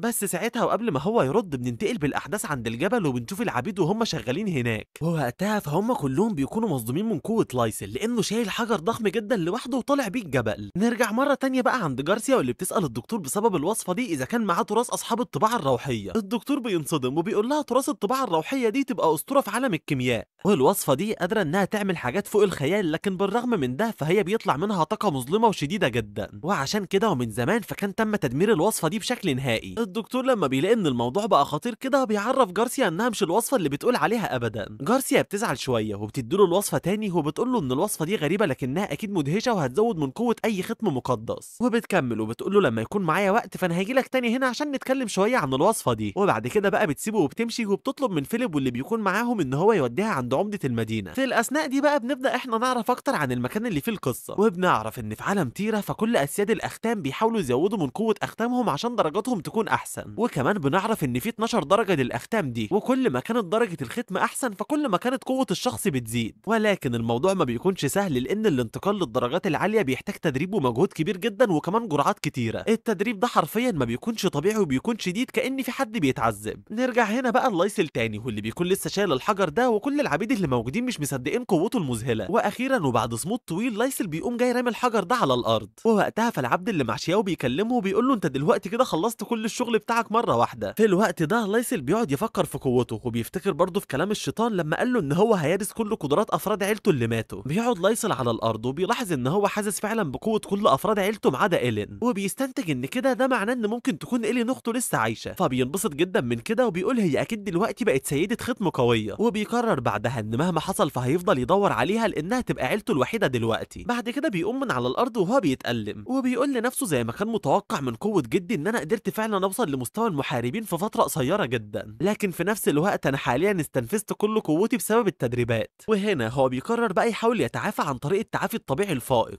وفعلا بعد شوية من الوقت ولما بيرجع تاني شياو بتفضل تدلك في جسمه عشان تحاول تساعده. ساعتها لايسل بيكون مبسوط لان دمج مهارات التعافي بتاعته مع التدليك فدي حاجة هتخليه يتعافى بشكل سريع جدا. بعد شوية من الوقت هو بينتهي بقى فبيقف وبيشكر شياو على مساعدتها دي، وهنا هو بيفكر شوية وبيبقى عارف ان دلوقتي اكبر مشكلة قدامه هي الختم المقدس بتاعه اللي من الدرجة الاولى. في الوقت ده بيجي الشخص اللي كان معاهم وبيعرف لايسل ان في حد دلوقتي عايزه عند مقر النقابة، فبينبسط لايسل جدا لما بيسمع الخبر ده وبيقول ان اكيد الدكتور جاب دلوقتي كل مكونات الوصفة. بس للاسف لما لايسل بيمشي وبيروح قدام المقر مش بيلاقي في اي حد واقف، فبيستغرب جدا من كده وبيفضل يلتفت حواليه عشان يدور على اي حد. بس في اللحظة دي هو بيحس ان في حاجة بتتحدف عليه، فعلى طول بيتحرك من مكانه وبنلاقي ان في سيف معدني نزل جنبه. بيبص لايسل عشان يشوف مين صاحب الهجوم ده وبيلاقي فيليب وروي جايين ناحيته وبيعرفوه ان هم هيقتلوه. بيستغرب لايسل من وجودهم وبيسالوا اذا كانوا هم اللي طلبوا حضوره لهنا، فبيرد روي وبيقول له ان هم استدعوه فعلا عشان مستحيل يروحوا له عند بيت الكلاب بتاعه ده. وفيليب بيكمل هو كمان وبيطلب منه يركع قدامه دلوقتي ويترجاه عشان يسيبه يعيش. لايسل بيضحك وبيقول له انا فهمت دلوقتي انت كده بتحاول تجندني، وبعدها بيروح قايل له اتوقع ان السبب كده هو انك مش لاقي اي حد ياخد مكان فيلو المصاب. وبيكمل وبيقول له انت دلوقتي حالة الفريق بتاعك بقت سيئة جدا. فيليب بيتعصب قوي من الكلام ده فبيسحب سيفه وبسرعة بيجري على لايسل، وساعتها هو بيستعمل عليه هجوم عاصفة غضب النمر. لايسل هنا بيكون اتطور فبيتحرك بسرعة وبيصد السيف برجله وبيقول له الفن اللي انت بتستعمله ده يبقى من الدرجة المتوسطة، وبيستغرب وقتها وبيقول ازاي ده حصل لان المفروض سيد اختام من الدرجة التانية ما يعرفش يستخدم الفن ده. في الاثناء دي فيليب واللي معاه اصلا بيكونوا منصدمين لانهم ما كانوش يتوقعوا ابدا ان لايسل يصد الهجوم اللي حصل، ولايسل وقتها برضه بيلاحظ ان هو بقى قوي لان ده بقى اول قتال ليه بعد التدريبات. بعد كده فيليب ما بيستناش وبيهجم عليه تاني بس المرة دي بفن ضربات النمر المتتالية، لكن كالعادة لايسل بيفضل يتفادى كل الهجمات المتتالية دي وبيرجع لورا المسافة كبيرة جدا لحد ما بيوصل للسيف اللي اتحدف عليه من شوية، وساعتها بيمسكه وعلى طول هو بقى اللي بيهجم على فيليب وبيقوم جاي خبطه في جنبه. روي والشخص التاني بينصدموا جدا من كده، وهنا لايسل بيثبت فيليب وبيقول له انت هجماتك شرسة فعلا لكنها مليانة بالعيوب. فيليب ما بيكونش قادر يستحمل الألم فبيحط ايده عشان يحاول يمنع السيف ده من انه يغرز اكتر من كده جوه جسمه، وبعدها بيزعق جامد وبيشتم في لايسل وهو بيهجم عليه وبيقول له انا ابقى سيد ختم من الدرجة التانية. في اللحظة دي لايسل بيكون لسه واقف في مكانه وبيستخدم فن الروح واللي هو الانتقام القاتل، ووقتها فجسم فيليب كله بيتصلب ومش بيكون عارف يتحرك ابدا. وساعتها وبالنسبة لفيليب فدي بيكون اول مرة في حياته يشوف فيها فن غريب زي ده، فبيتكلم مع لايسل وهو بيوجه له لكمة وبيسأله اذا كان الفن ده يبقى فن روحي. بيرد عليه لايسل باللكمة على طول في وشه وبيقول له ان هو فعلا يبقى كده. في الاثناء دي بنروح لعند قصر سيد المدينة، وفي القصر بنشوف سيد المدينة اللورد لودوف بيرحب بجارسيا وبيطلب منها تتفضل معاه، وبعدها بيكلمها وبيقول لها في معلومات وصلت لي انك بتحاولي تدوري على ارث اصحاب الطباع الروحية، وهنا هو بيقعد قدامها وبيقول لها ده هو المتوقع من كيميائية شاطرة زيك. جارسيا بتبتسم بسبب المدح وبتعرفه برضه انها بتدور على الارث ده كمان عشان تجيب علاج لداء العالم السفلي اللي موجود عند الاميرة. بيرد اللورد عليها وبيقول لها بس وفقا للاشاعات فمعظم كيمياء مروضي الارواح بيتطلب التوافق مع الطاقه الروحيه نفسها، وبيفهمها ان مفيش غير عدد قليل جدا بس من اللي بيعرفوا الفن ده وصعب يلاقوا اي حد يساعدهم. بترد جارسيا وبتقول له فكره بقائي بس في المدينه هنا تعتبر مساعده كبيره جدا وانا هقوم بالباقي. بيمدحها اللورد تاني وبيفضل يشكرها بشكل كبير وبيعرفها ان هي تبقى فخر الامبراطوريه، فبتضحك جارسيا وبتنبسط جدا من كل المدح ده، وبعدها بتتحرك وبتمشي في الشوارع بقى عشان تدور على اي حد شاطر في الكيمياء الروحيه، لكن لانها بتكون عارفه انها مش هتلاقي اي حد بسهوله فبتقرر تدور كويس الاول يمكن يكون في حد مستخبي هنا ولا هنا. بس في اللحظه دي وهي ماشيه فجاه بتلاقي في حاجه بتتحدف بسرعه من وراها، ولما بتبص بتلاقي ان اللي اتحدف ده يبقى هو فيليب نائب الكابتن واللي كان وداها للقصر. في الوقت ده القتال بيكون مكمل ولايسل بيمسك السيف بتاعه بيقرب منه وبيقول له انا هخلص عليك دلوقتي، فبيستسلم على طول فيليب ساعتها لما بيعرف مدى قوته وبيقول له ان هو خسر خلاص قدامه، لكن لايسل ما بيسكتش وبيمسك السيف ده وبيغرسه في رجله وده اللي بيخلي فيليب يفضل يصرخ من الوجع. وقتها لايسل بيكمل في اللي بيعمله وبيقول له ما تقلقش انا هنهي حياتك لكن في الاول انا هخليك تتألم بشكل كبير. كل اللي موجودين في الاثناء دي بيكونوا منصدمين جدا من اللي بيحصل لفيليب، اما فيليب نفسه فبيصرخ وبيقول للايسل انت اكيد مجنون عشان عاوز تقتل نائب قائد فرقه الظل الحديدي التابعه لسيد المدينه. بيبدا لايسل يسحب السيف من رجله وبيفكروا ان هو اللي كان اصلا عاوز يقتله في الاول، وبرضه بيفضل يفكروا باللي كان عمله مع شياو وبيقول له ان هو هينتقم لها دلوقتي. في الوقت ده روي بيكون مستغرب وبيقول هو ازاي لايسل اللي كان مفعل الختم المقدس من شويه قدر يهزم فيليب بالسهوله دي. اما جارسيا بقى فبتروح للايسل وبتقول له انت ما ينفعش تقتل فيليب دلوقتي لانه خلاص استسلم، وكمان بتفكره ان هو يبقى عبد وقتله لسيد ختم فدي تعتبر جريمه كبيره جدا. لايسل ولا بيكون فارق معاه البنت دي وبيوجه لها الكلام وبيقول لها يا ريت ما تتدخليش في اي حاجه. وطبعا هنا اول ما جارسيا بتسمع كلامه بتصدم ومش بتكون مصدقه لان عمر ما حد عاملها بالشكل ده قبل كده، وبتقرر انها دلوقتي بقى لازم تعلمه الادب. في الاثناء دي الدكتور بيكون معدي من المكان بس بيحاول محدش يلمحه، لكن فجاه لايسل بيشوفه وبيقوم جاي نادي عليه. بيلتفت له الدكتور وهو متوتر وبيقول له انا ما كنتش اعرف ان انت ده، وبيكمل وبيعرفه ان هو جاب المكونات خلاص من مدينه جنبهم وكان جاي بيدور عليه وبيساله دلوقتي عن اللي بيعمله هنا. بيرد لايسل وبيقول له انا بس دلوقتي بحاول اتخلص من حاجات ملهاش لازمه. في الوقت ده فيليب بيخاف من كلامه فبيمسك ايد لايسل بسرعه وبيترجى ان هو يعفو عن حياته دلوقتي، بس لايسل بيقوم جاي ضربه بالرجل اكتر من مره وبيعرفه ان هو هيعفو عن حياته عشان هو راجل مثير للشفقه مش اكتر. بعد كده الجنود بيسندوا فيليب ده بقى عشان يساعدوه، وساعتها لايسل بيكلم الدكتور وبيطلب منه يروح معاه للمختبر بتاعه. في اللحظه دي فيليب بيكون على اخره وبيبقى مستني بس ان الكابتن يرجع عشان ينتقم له تاني ويتفرج على موت لايسل. اما جارسيا فبتقرر انها تعفو عن حياه لايسل وخلاص لانه اكيد مش عارف هويتها. لايسل هنا بيكون مكمل كلامه مع الدكتور وبيساله اذا كان جاب كل المكونات ولا لا، فبيرد الدكتور وبيطلب منه يثق فيه لانه كان بيدور في 3 اسواق على مرهم القرون بس. في الوقت ده جارسيا بتسمع كلامهم وبتشك ان الموضوع ممكن يبقى ليه علاقه بالوصفه وان صاحب الوصفه يبقى هو لايسل. بعد كده بيدخلوا بقى للمختبر ووقتها لايسل بيبص على المكونات وبيلاقي ان عشب البلجراس جودته مش كويسه لكن كل المكونات موجوده. بيرد الدكتور عليه وبيقول له انت المفروض دلوقتي تشكرني على المجهود اللي انا عملته ده، لكن لايسل ولا بيشكره ولا حاجه وبيقول له ان هو هيستعير منه دلوقتي بس قدر الوصفات بتاعته. الدكتور ما بيسمحلهوش وبيطلب منه يسيبه هو عشان يساعده في تحسين مهاراته. لايسل بيتضايق من كده لان الدكتور ده ممكن يعطله فبيروح سأله عن مستواه في الكيمياء، فبيرد الدكتور عليه وبيقول له ان هو لسه مبتدئ. بيستغرب لايسل جدا وبيقول له ده انا كنت فاكرك انك على الاقل واصل للمستوى التاني، ووقتها هو بيفضل يلوم في النقابه عشان عينت واحد زباله زيه. بيحاول الدكتور يشيل الاحراج اللي عليه ده وبيقول له ان هو بس معاه ختم من الدرجه التانيه، وبيزود وبيروح سائل لايسل على مستواه. بيرد لايسل وبيقول له في الحقيقه انا مبتدئ في الكيمياء وكمان في فنون الروح وفي القتال. بيتعصب الدكتور جدا وبيقول له يعني دلوقتي احنا الاتنين زي بعض والتريقه اللي انت كنت بتقولها دي ملهاش اي لازمه. بس فجاه الدكتور بينتبه لحاجه وبيقول له انت كده ممكن تكون موهوب في فنون الروح، وبعدها بيشرح لنا وبيقول لنا ان العالم ده بيكون فيه فنون القتال ودي فصاحبها بيتطور بسبب التدريب ووقتها هي بتدي لصاحبها القوه المدمره، وكمان في حاجه تانية وهي فنون الكيمياء ودي صاحبها بيقدر يستخدم العناصر في عمل الادويه والجرعات. اما الحاجه الثالثه بقى فهي فنون الروح ودي صاحبها بيقدر يستخدم التعويذ والاوهام، لكن عدد اصحاب الفن ده قليلين جدا والتقنيات المتطوره فيها مش كتيره. وبالنسبه للمستويات بقى اللي في العالم فهم بيكونوا 5 مستويات واللي منهم مبتدئ ومبتدئ تاني ومتوسط وعالي واخر حاجه بقى وهي النخبه. بنعرف برضو ان اسياد الاختام بيتولدوا بمواهب معينه من الفنون المقدسه والاشخاص الموهوبين منهم بيقدروا يطوروا من نفسهم لما بيتعلموا مهارات مستوى اعلى منهم، وفي الاخر درجه الختم المقدس دي بقى فهي بتدل على القوه واللياقه، اما الفئه فهي بتحدد بس مستوى التقنيات. نرجع مره تانية بقى للاحداث الحاليه واللي فيها لايسل فجاه بيحط ايده على ظهر الدكتور. بيستغرب الدكتور من فعله ده وبيقول له انت بتعمل ايه، فبيكلمه لايسل وبيقول له انا هفعل عليك دلوقتي جوهر طاقتي الروحيه، وبعدها بيغمض عينه وبيشرح له ان بعد التفعيل ده فقدراته ومهاراته في الكيمياء هتتحسن لكن لفتره قصيره بس. الدكتور هنا بقى باللي بيعمله بيتاكد ان هو يبقى مستخدم فنون روحيه، ووقتها هو بيفضل يحسده بيقول ان بسبب استخدامه للفنون الروحيه دي فهو هيتطور بشكل اسرع. بيرد لايسل وهو بيبتسم وبيقول له ده حظ بس مش اكتر، وبعدها بيقوم مفعل فعلا عليه الجوهر الروحي، ولما بيخلص بيطلب منه يبدا يستخدم مهاراته بسرعه دلوقتي عشان يقدر يستفيد لاقصى درجه ممكنه. الدكتور بيكون مبسوط هنا لانه بيحس بتدفق الطاقه في جسمه بشكل كبير، ولايسل لانه مش بيكون عايز يضيع وقت بيطلب منه ان هو يجي يساعده في الوصفه دلوقتي. بيوافق الدكتور على طول وبيروح له وبيساله عن اللي هيعملوه، فبيرد لايسل وبيقول له احنا دلوقتي هنحضر وصفه اسمها انفاس التنين، وبيطلب منه ينفذ اوامره بالحرف وهو هيهتم بالخطوات الاخيره. بعد كده بيبداوا فعلا في تحضير الوصفه، لكن الدكتور بيخلي النار تولع زياده عن اللزوم، فلايسل بيزعق له وبيقول له ان هو ما ينفعش يستخدم طاقه كتيره مره واحده وبيطلب منه يتحكم في طاقته دلوقتي. الدكتور ما بيكونش عارف وبيلاقي ان الموضوع ده صعب جدا بالنسبه له، لكن بعد شويه هو بيقدر يخلص تحضير الجرعات وبينبسط جدا لانه عمل 3 منها، وبيقول وهو متحمس انه ما يعرفش الجرعات دي تبقى ايه لكنها من المستوى المتوسط. بياخد لايسل منه ال3 جرعات هنا وبيكون متضايق لان ال3 الوانهم مختلفه، وبعدها هو بيرفعهم وبيبدا يستخدم جزء من طاقته عشان يظبطها، لكن بيكون متضايق لانه كان عايز يخزن طاقته دي اساسا للقتالات. وقتها الجرعات فعلا بتبدا تتغذى بطاقته الروحيه، وساعتها فلايسل بيمسك الجرعات وبيقول انهم كده خلاص بقوا جاهزين. الدكتور بيكون مندهش من كده وبيعرف ليه دلوقتي عيله لايسل دي كانت تعتبر اهم عيله في الامبراطوريه، وبيقول ان الوصفه اللي قدامه دلوقتي شكلها عامل شبه ارث الروحانيين، لكن لايسل وقتها بيصدمه وبيقول له ان دي تبقى ارث الروحانيين بالفعل. الدكتور ما بيكونش مصدق برضه وبيساله اذا كان ده ارث الروحانيين فعلا. بياكد له لايسل ان هي، وبيحكي له ان زمان كان في شخص دمج الكيمياء مع الطاقه الروحيه، لكن بسبب مخاطر الموضوع ده فالكيمياء الروحيه بقت محظوره. وبرضه بيعرفوا ان ابوه كان هو اللي خبى حقيقه الشخص اللي قام باختراع الفن ده، وفي الحقيقه اللي قام باختراع الفن اساسا تبقى هي امه إلينا، ومن بعدها سابت المجال وركزت بس على فنون الروح. بيكمل برضه في الاخر وبيعرفوا ان كيمياء الروح دي مش صعبه خالص. الدكتور بينصدم من كلامه لان كبار الكيميائيين كانوا بيدوروا على حاجه زي دي من زمان وهو بيقولها دلوقتي كده بسهوله. بعد كده لايسل بيدي للدكتور جرعه منهم وبيأمره ما يقولش لحد عن كونه بيعرف يستخدم كيمياء الروح دي. بياخد الدكتور الجرعه منه وبيساله عن تاثيرها ممكن يكون قد ايه. بيرد عليه لايسل وبيقول له زي ما انت عارف ان اسياد الاختام دايما طاقتهم بتكون قليله جدا وخصوصا في المراحل الاولى، وان امتصاص الطاقه الطبيعيه للتعافي بتبقى دايما قدرتها قليله جدا، بس جرعه انفاس التنين اللي معاك دي فهي بقى بتزود من امتصاص الطاقه الطبيعيه عشان الطاقه تتجدد بسرعه. الدكتور بينبسط جدا وبيقول ممكن بالجرعه دي وجوهر روح المفاعل ان انا اوصل للمستوى التاني ككيميائي، وساعتها فانا هرجع تاني للعاصمه. بيسمع لايسل كلامه وبيساله اذا كان ناوي فعلا يرجع وهو لسه بالمستوى ده، فبيرد الدكتور وبيقول له انا دلوقتي بعمل كل اللي اقدر عليه عشان ارجع مره تانيه للعاصمه. لايسل بيتجاهل كلامه وبيساله لو كان عاوز يكون شخص قوي فعلا ولا لا، وبيقول له انت لو رجعت للعاصمه بمستواك القليل ده فانت هتكون اقل من المتوسط هناك ومش هتقدر تتطور، وبيطلب منه ان هو يستنى شهرين كمان بس هنا وساعتها هيخليه يوصل للمرحله الثالثه من الختم المقدس، وبيأكد له ان هو ممكن يساعده لكن بشرط واحد بس وهو انه يكون واصي عليه بحيث ان هو يعني يتوسط له عشان يخش محاكمه المبارزه، ووقتها هو هيتحرر من العبوديه. وعشان نفهم الموضوع ده اكتر فبنعرف ان اي عبد ممكن يوصي بيه سيد ختم مقدس من المرحله الثالثه او اعلى، وساعتها ولما ده بيحصل فالعبد بيجيله فرصه ان هو يدخل لاختبار القوه عشان يتحرر من السجن والعبوديه، ووقتها هم هيكونوا تحت ايد الاوصيه عليهم لكن في نفس الوقت هيبقى عندهم حريه كبيره جدا. لايسل هنا بقى كان عايز يتحرر باي شكل من الاشكال لان علامه العبيد السحريه اللي عليه مش هتخليه ابدا يعرف يتحرك ما بين المدن براحته، وبيقرر انه من اول دلوقتي فهو هيزود من قوته بمساعده الجرعات لان التدريب لوحده مش كفايه. بعد كده لايسل بيكون وصل لمكان العبيد بتاعه وهناك فزميله بيزعق له وبيقول له انت رجعت ليه، وبيقول له انا سمعت انك كنت بتتقاتل مع فيليب ولو ده حقيقي فعلا فانت كده هتعمل لنفسك مشكله كبيره. بيرد لايسل عليه بكل غرور وبيقول له لو الناس دي عملت مشاكل تاني فانا هقتلهم، بس زميله ما بيسكتش وبيفكروا ان فرقه الظلال الحديديه ليهم قائد قوي جدا اسمه تيفون، والقائد ده فهو عنده منصب عسكري قوي واول ما يرجع بس فاكيد هينتقم لاتباعه. لايسل بينبسط من كده وبيقول له كويس لانه لما يجي فانا هزود من قوتي اكتر ودي ممكن تكون هي نقطه انطلاقي للنجاح. كل العبيد الموجودين مش بيكونوا مقتنعين بكلامه خالص وبيقولوا لبعض ان اكيد لايسل اتجنن خلاص، اما شياو وميفا بتفضل بص عليه وبيبان عليها ملامح القلق جدا. بعدها بننتقل بالمشهد بقى لعند مقر النقابه اللي في المدينه، وهناك بنشوف الرئيس ادوارد والحكيم ارلوك وهم بيتفرجوا على جارسيا اثناء ما كانت بتستخدم ختمها المقدس على بذره، وساعتها الختم ده بيبدا ان هو يتفعل على البذره وبيحولها لنبات. بتتكلم جارسيا بعدها وبتقول لهم الطريقه دي تبقى هي طريقه تحضير عشبه الجينات. الحكيم والرئيس بيقعدوا يسقفوا لها وبيبقوا منبهرين جدا بيها وباللي عملته، وهنا جارسيا بتبدا تشرح لهم وبتعرفهم ان العشبه دي بتقدر انها تمتص الامراض وبتحولها لسائل، بس بتقول لهم ان السائل لازم يتحط مع عشبه يانج قويه جدا وده بيكون علاج اي مرض، وبكده وبالطريقه اللي معاها دي فهي ممكن تنقذ الاميره. لكن هنا بنعرف ان طريقتها ناقصه لانها لسه بتدور على مكونات عشان تزود امتصاص العشبه للامراض. الحكيم والرئيس بيكونوا بيكونوا رافعين توقعاتهم لان العلاج ده هيبقى علاج عبقري لاي مرض في الوجود. بتتحمس جارسيا هي كمان بسبب المديح بتاعهم، وبعد كده بتسال ادوارد عن عبد اسمه لايسل لانها كانت قابلته من شويه. بيفكر ادوارد وبيعرفها انه اكيد يبقى عبد لسيد المدينه، والحكيم هو كمان بيتكلم وبيقول انا حاسس ان الاسم ده مألوف جدا. بس بعد ثواني ادوارد بيفتكر يعني وبيقول لها انه يبقى من عيله لانسلوت. جارسيا بتنصدم اول ما بتسمع الاسم لان دي تبقى عيله ملك السيوف الاول. بعد مرور الوقت وعند مكان الاستقبال الدكتور بيروح لسيد المدينه نفسه، بيسمع السيد هيرمان طلباته وبيحذره من اللي هو عاوزه ده عشان ما يروحش في داهيه، لكن الدكتور بيفضل مصر وبيفهمه ان لايسل موهوب جدا ولازم ان هو ياخد فرصته. في الوقت ده جارسيا بتنزل هي والحكيم في المكان، ووقتها جارسيا بتوجه كلامها للسيد هيرمان وبتقول له ان عندها شويه اسئله. بيرد عليها هيرمان وبيقول لها كويس انكم هنا، وبيطلب منهم يقعدوا دلوقتي عشان عايز ياخد رايهم في حاجه. بس ساعتها جارسيا بتكون مستغربه من وجود الدكتور لانها كل ما بتروح في حته بتلاقيه موجود، لكن في النهايه يعني هم بيقعدوا وهيرمان بيبدا يشرح لهم الموضوع، وبيقول لهم ان هو مش عاوز يعمل محاكمه المبارزه لان ليصل عمل جريمه الخيانه العظمى وحاول يقتل سيد ختم. بس الدكتور ما بيعجبوش وبيعرفه ان حاجه زي دي كانت حصلت في الماضي، وبيقول له ان ساعتها اتعملت محاكمات المبارزه عشان خاطر قاده الاعداء. بيلتفت هيرمان لجارسيا هي والحكيم وبيسالهم عن رايهم في الموضوع ده. بيرد الحكيم وبيعترض وبيقول له الدكتور انت جاي لي هنا بصفتك وصي وبكده فانت هتكون متورط انت كمان مع لايسل. الدكتور ساعتها بيكون متضايق جدا من الحكيم ده لانه دايما بيقف في طريقه. وهنا احنا بنرجع بالماضي شويه، وتحديدا لما الدكتور كان عرف لايسل انه عمل جريمه خيانه عظمى وما ينفعش يبقى واصي عليه والا هيتاذى هو كمان. بس لايسل كان رد وقال له انا عارف حاجه زي دي وانت فعلا سيرتك الذاتيه كلها ممكن تبوظ بسببي، بس عموما ده كله مش هيكون فارق لان القيود اللي بتتكلم عنها دي بتتحط على الضعفاء بس، وانا اول ما اكون قوي فانت هتلاقي كل الطرق بتتفتح قدامي. بيكمل كلامه بعدها وبيقول له عموما لو انت مش عايز فانا اقدر اخلي اي سيد ختم تاني يبقى هو الوصي عليا. وفي النهايه بيقول له افتكر حاجه واحده بس، وهو ان انا الوحيد اللي هنا اللي ممكن يخليك تبقى قوي جدا. نرجع مره تانية بقى للاحداث الحاليه وتحديدا عند النقابه واللي فيها ادوارد كان جه وبيعرف جارسيا ان لايسل يبقى هو حفيد ملك السيوف الاول وكمان ابن مؤسس النقابه نفسها. جارسيا بتنبسط جدا وبتسال اذا كان هو برضه ابن إيلينا، فبيرد رئيس النقابه ادواردو وبيجاوبها ان هو فعلا ابنها. فبتقعد جارسيا تمدح في إيلينا دي وبتقول انها تبقى قدوتها ونفسها تكون زيها في يوم من الايام. وبتحكي الرئيس المؤسسه انها قابلتها مره وسالتها اذا كانت هي مخترعه كيمياء الروح ولا لا، بس طبعا إيلينا ساعتها كانت ردت عليها وقالت لها ان مش هي. بعد كده جارسيا بتفكر اكتر مع نفسها وبتستنتج ان ابتكار لايسل لوصفه غريبه زي دي حاجه عاديه لانه يبقى ابن إيلينا اساسا. في الوقت ده الدكتور بيكون لسه واقف ومستني قرار السيد هيرمان الاخير، وساعتها السيد هيرمان بيفهم جارسيا انهم لو وافقوا على وصايه الدكتور هم كمان فكلهم كده ممكن يتورطوا لو حصلت اي مشاكل. بس هنا جارسيا بترد اخيرا وبتطلب منه يوافق وبتشرح له ان محاكمه المبارزه صعبه، وبتقول له ان عموما عشان لايسل ينجح فيها فلازم ان هو يكون قوي جدا، وده معناه ان ممكن بعد نجاحه نضمه لقوه جري روك ووقتها هنلفت انتباه الامبراطور للمدينه. هارمن بيعجبه راي جارسيا بس الحكيم بيحاول يقلقه برضه وبيعرفه ان دلوقتي لازم نقابه الحكماء كلها تتحمل مسؤوليه لايسل، وبيعرض على هارمن ان هو يكون مشرف المحاكمه دي عشان يخليها صعبه جدا، وبيقول في الاخر ان في حاله فشل لايسل في المحاكمه فعقاب الدكتور هيكون الطرد من النقابه للابد. الدكتور بيقلق بشكل كبير لان الحكيم اصلا قاسي وكده هيصعب الموضوع عليه، بس جارسيا بتحاول تهدي الامور شويه وبتعرف هارمن ان الحكيم بس شكله مبالغ في الموضوع مش اكتر. بيتفق هارمن معاها لكن بيفهمها ان هو عاوز يعمل كده عشان يبين موقف النقابه اللي ما فيهوش اي هزار، وعلى طول هارمن في اللحظه دي بقى بيعلن موافقته بشكل رسمي على محاكمه المبارزه فعلا، وبيطلب من اي حد من الموجودين يبلغ لايسل دلوقتي ان المحاكمه هتكون بعد 3 ايام في ساحه القتال. على الجهه الثانيه لايسل بقى بيكون وسط العبيد بتاعه وعمال بيستخدم قوه الختم وبيخلي الاحجار تطير في الهواء، وساعتها وكالعاده كل العبيد بينبهروا جدا بقدراته، وواحد منهم بيبقى نفسه بس يخلي لايسل يستخدم القدره دي عليه عشان يطيره. لايسل هنا بيكون فرحان وبيبقى عارف ان قوته دي بسبب جرعه انفاس التنين اللي زودت طاقته وبقى يقدر يستخدم قدراته بشكل اقوى دلوقتي. وفي الوقت ده بقى فكل اللي بيتمناه بس ان هو يكون حر عشان يقوي من مهاراته بشكل اسرع. بعد كده بنروح في حته تانية وعند مقر اجتماعات مجموعه ظلال الحديد، وهناك فيليب بينزل قدام القائد تايفينج وهو خايف جدا. تايفينج ده بيكلمه وبيقول له انا بس سبتك فتره قصيره لوحدك وبالرغم من كده انت بوظت الدنيا كلها، وكمان انت خيبت ظني وظن المجموعه لان مجرد عبد زي ده قدر ان هو يهزمك. بيرد فيليب عليه وبيحاول يبرر اللي حصل بان لايسل كان اخد جرعه عشان يبقى اقوى، لكن تايفينج بيزعق له وبيطلب منه يخرس دلوقتي، وبعدها بيروح موجه له الكلام وبيقول له انا خليتك بس قائد بسبب اخوك لانه كان ضحى بحياته عشان خاطر المجموعه كلها. فيليب بيكون مصر وبيقول له انا بس كنت مقلل من قوه لايسل، وبيعرفه انه بمجرد ما الاصابه بتاعته دي تخف هيروح عشان يقتله. بيتعصب فينج اكتر عليه وبيمسكه من راسه وبيفهمه ان لايسل ده يبقى عبد عند سيد المدينه وما ينفعش يقتله من غير اي سبب، وبيقول له انت سوقت سمعه الظلال الحديديه بشكل كبير ودلوقتي لايسل هيقوم بعمل محاكمه مبارزه، ولو هو فاز فيها، فوقتها بقى لايسل ده هيكون مشكله كبيره جدا بالنسبه لنا. فيليب ما بيكونش عارف يتصرف ازاي وبيقول له طب ايه اللي المفروض اعمله؟ فبيرد فينج وبيقول له الحاجه اللي تقدر تعملها هي انك لازم تستخدم حد من بره المدينه دي عشان يقتل لايسل من غير ما يعمل اي دوشه، وده طبعا قبل ميعاد المحاكمه. على الجهه التانيه بقى بنروح لعند لايسل واللي بيكون بيشوف حلم غريب، وفي الحلم ده هو بيكون متعصب وماسك بنته وحاضنها وبيسال الشخص اللي قدامه اللي بيتدربوا تدريب صعب زي كده. بيرد عليه الشخص اللي قدامه وبيقول له عشان الضعف ده يبقى جريمه بالنسبه لعيله لانلوت. بعد كده لايسل بيفتح عينه وبيستنتج ان الحلم اللي حلمه ده يبقى عباره عن ذكريات من الماضي، وبيقول ان هو دلوقتي قدر يرث قدرات عيلته لكن الذكريات نفسها ما ورثهاش بشكل كامل. وهنا هو بيسال نفسه عن السبب اللي خلى لايبا دي تخون الامبراطوريه مع انها كانت اكتر حد بيقدر الشرف. في الاثناء دي بيجي واحد من العبيد وبيقاطع تفكيره وبينده على لايسل وبيطلب منه يجي دلوقتي لان المستودع عايز يترتب. بيقوم لايسل وبيروح فعلا، لكن اثناء ما هو في طريقه في واحده بتوقع الحجاره اللي معاها وبتفضل تطلب المساعده. لايسل بيبص عليها وبينتبه لها، وساعتها البنت دي بتقعد تمثل وبتحاول تخليه يصعب عليها، لكن لايسل بيبص لها بقرف وبعدها بيسيبها وبيمشي. فعلى طول البنت دي بتتحرك وبتوقع نفسها عليه وبتقول له انا حاسه بدوخه شديده جدا. لايسل بيكون متضايق من تصرفاتها، بس البنت دي بتفضل مصره وبتبص له باستعطاف وبتطلب منه يساعدها دلوقتي. بيرد لايسل عليها وهو متعصب ومش مهتم باي حاجه، وبيقول لها انا عايزك تعتذري دلوقتي عشان خبطتي فيا، بس بعد كده يعني هو بيساعدها في رفع الصخور عن طريق الختم المقدس. بتشكره البنت دي وبتجيب له شراب مخصوص كده عشان هو ساعدها. لايسل بيكون مستغرب من الشراب اللي معاها، فبيبص له جامد وبعدها بياخد الكوبايه وبيشربها بسرعه، وفي اللحظه دي الكوبايه بتقع من ايده على الارض وبتتكسر وهو بيقع على الارض وبيغمى عليه. وساعتها بقى البنت اللي كانت معاه بتظهر على حقيقتها وبتقف تتفرج عليه وهي بتبتسم ابتسامه خبيثه. على الجهه التانيه بنروح عند مختبر الكيمياء، وهناك بنشوف ان الدكتور إيلين بيحاول يحضر جرعه وبعد شويه بيقدر يحضرها، فبيفرح جدا لما بيعمل كده وبيفضل ينط وهو مش مصدق نفسه. وبعدها بيمسك الجرعه في ايده وبيقول ان لايسل طلع مفيد جدا لانه ادالي وصفه غريبه وقدرت ان انا احضرها، لكن فجاه هو بيتضايق وبيرمي الجرعه دي وبيقول ان كلامه غلط وكان الاحسن انه يرجع للعاصمه، وبيفتكر ان هو للاسف دلوقتي واصي على خاين ولو فشل في محاكمه المبارزه فمستقبلهم هما الاتنين هيضيع. وبرضه بيفتكر ان هو كان اضطر يوافق بس بسبب شكل لايسل المرعب. بعد كده بنروح لعند مكان تاني وهو حانة المدينه، وهناك فيليب بيفضل يضحك وبيقول ان منظمه الضوء الخافي طلعت كويسه جدا. بترد البنت اللي في الحانه عليه وبتقول له الفكره وما فيها ان لايسل هو اللي طلع ضعيف بس وعشان كده المهمه خلصت بسهوله. بيرد فيليب عليها وبيقول لها تمام وبيسالها اذا كانت اتاكدت من موت لايسل. بترد البنت دي وبتقول له ما تقلقش لان خبر موته هينتشر قريب جدا. فبيضحك فيليب وبيروح مديلها كيسه فلوس وبعدها بيشرب الشراب بتاعه وهو مبسوط جدا. وساعتها هو بيسالها اذا كانت شافت مع لايسل سيف ولا لا.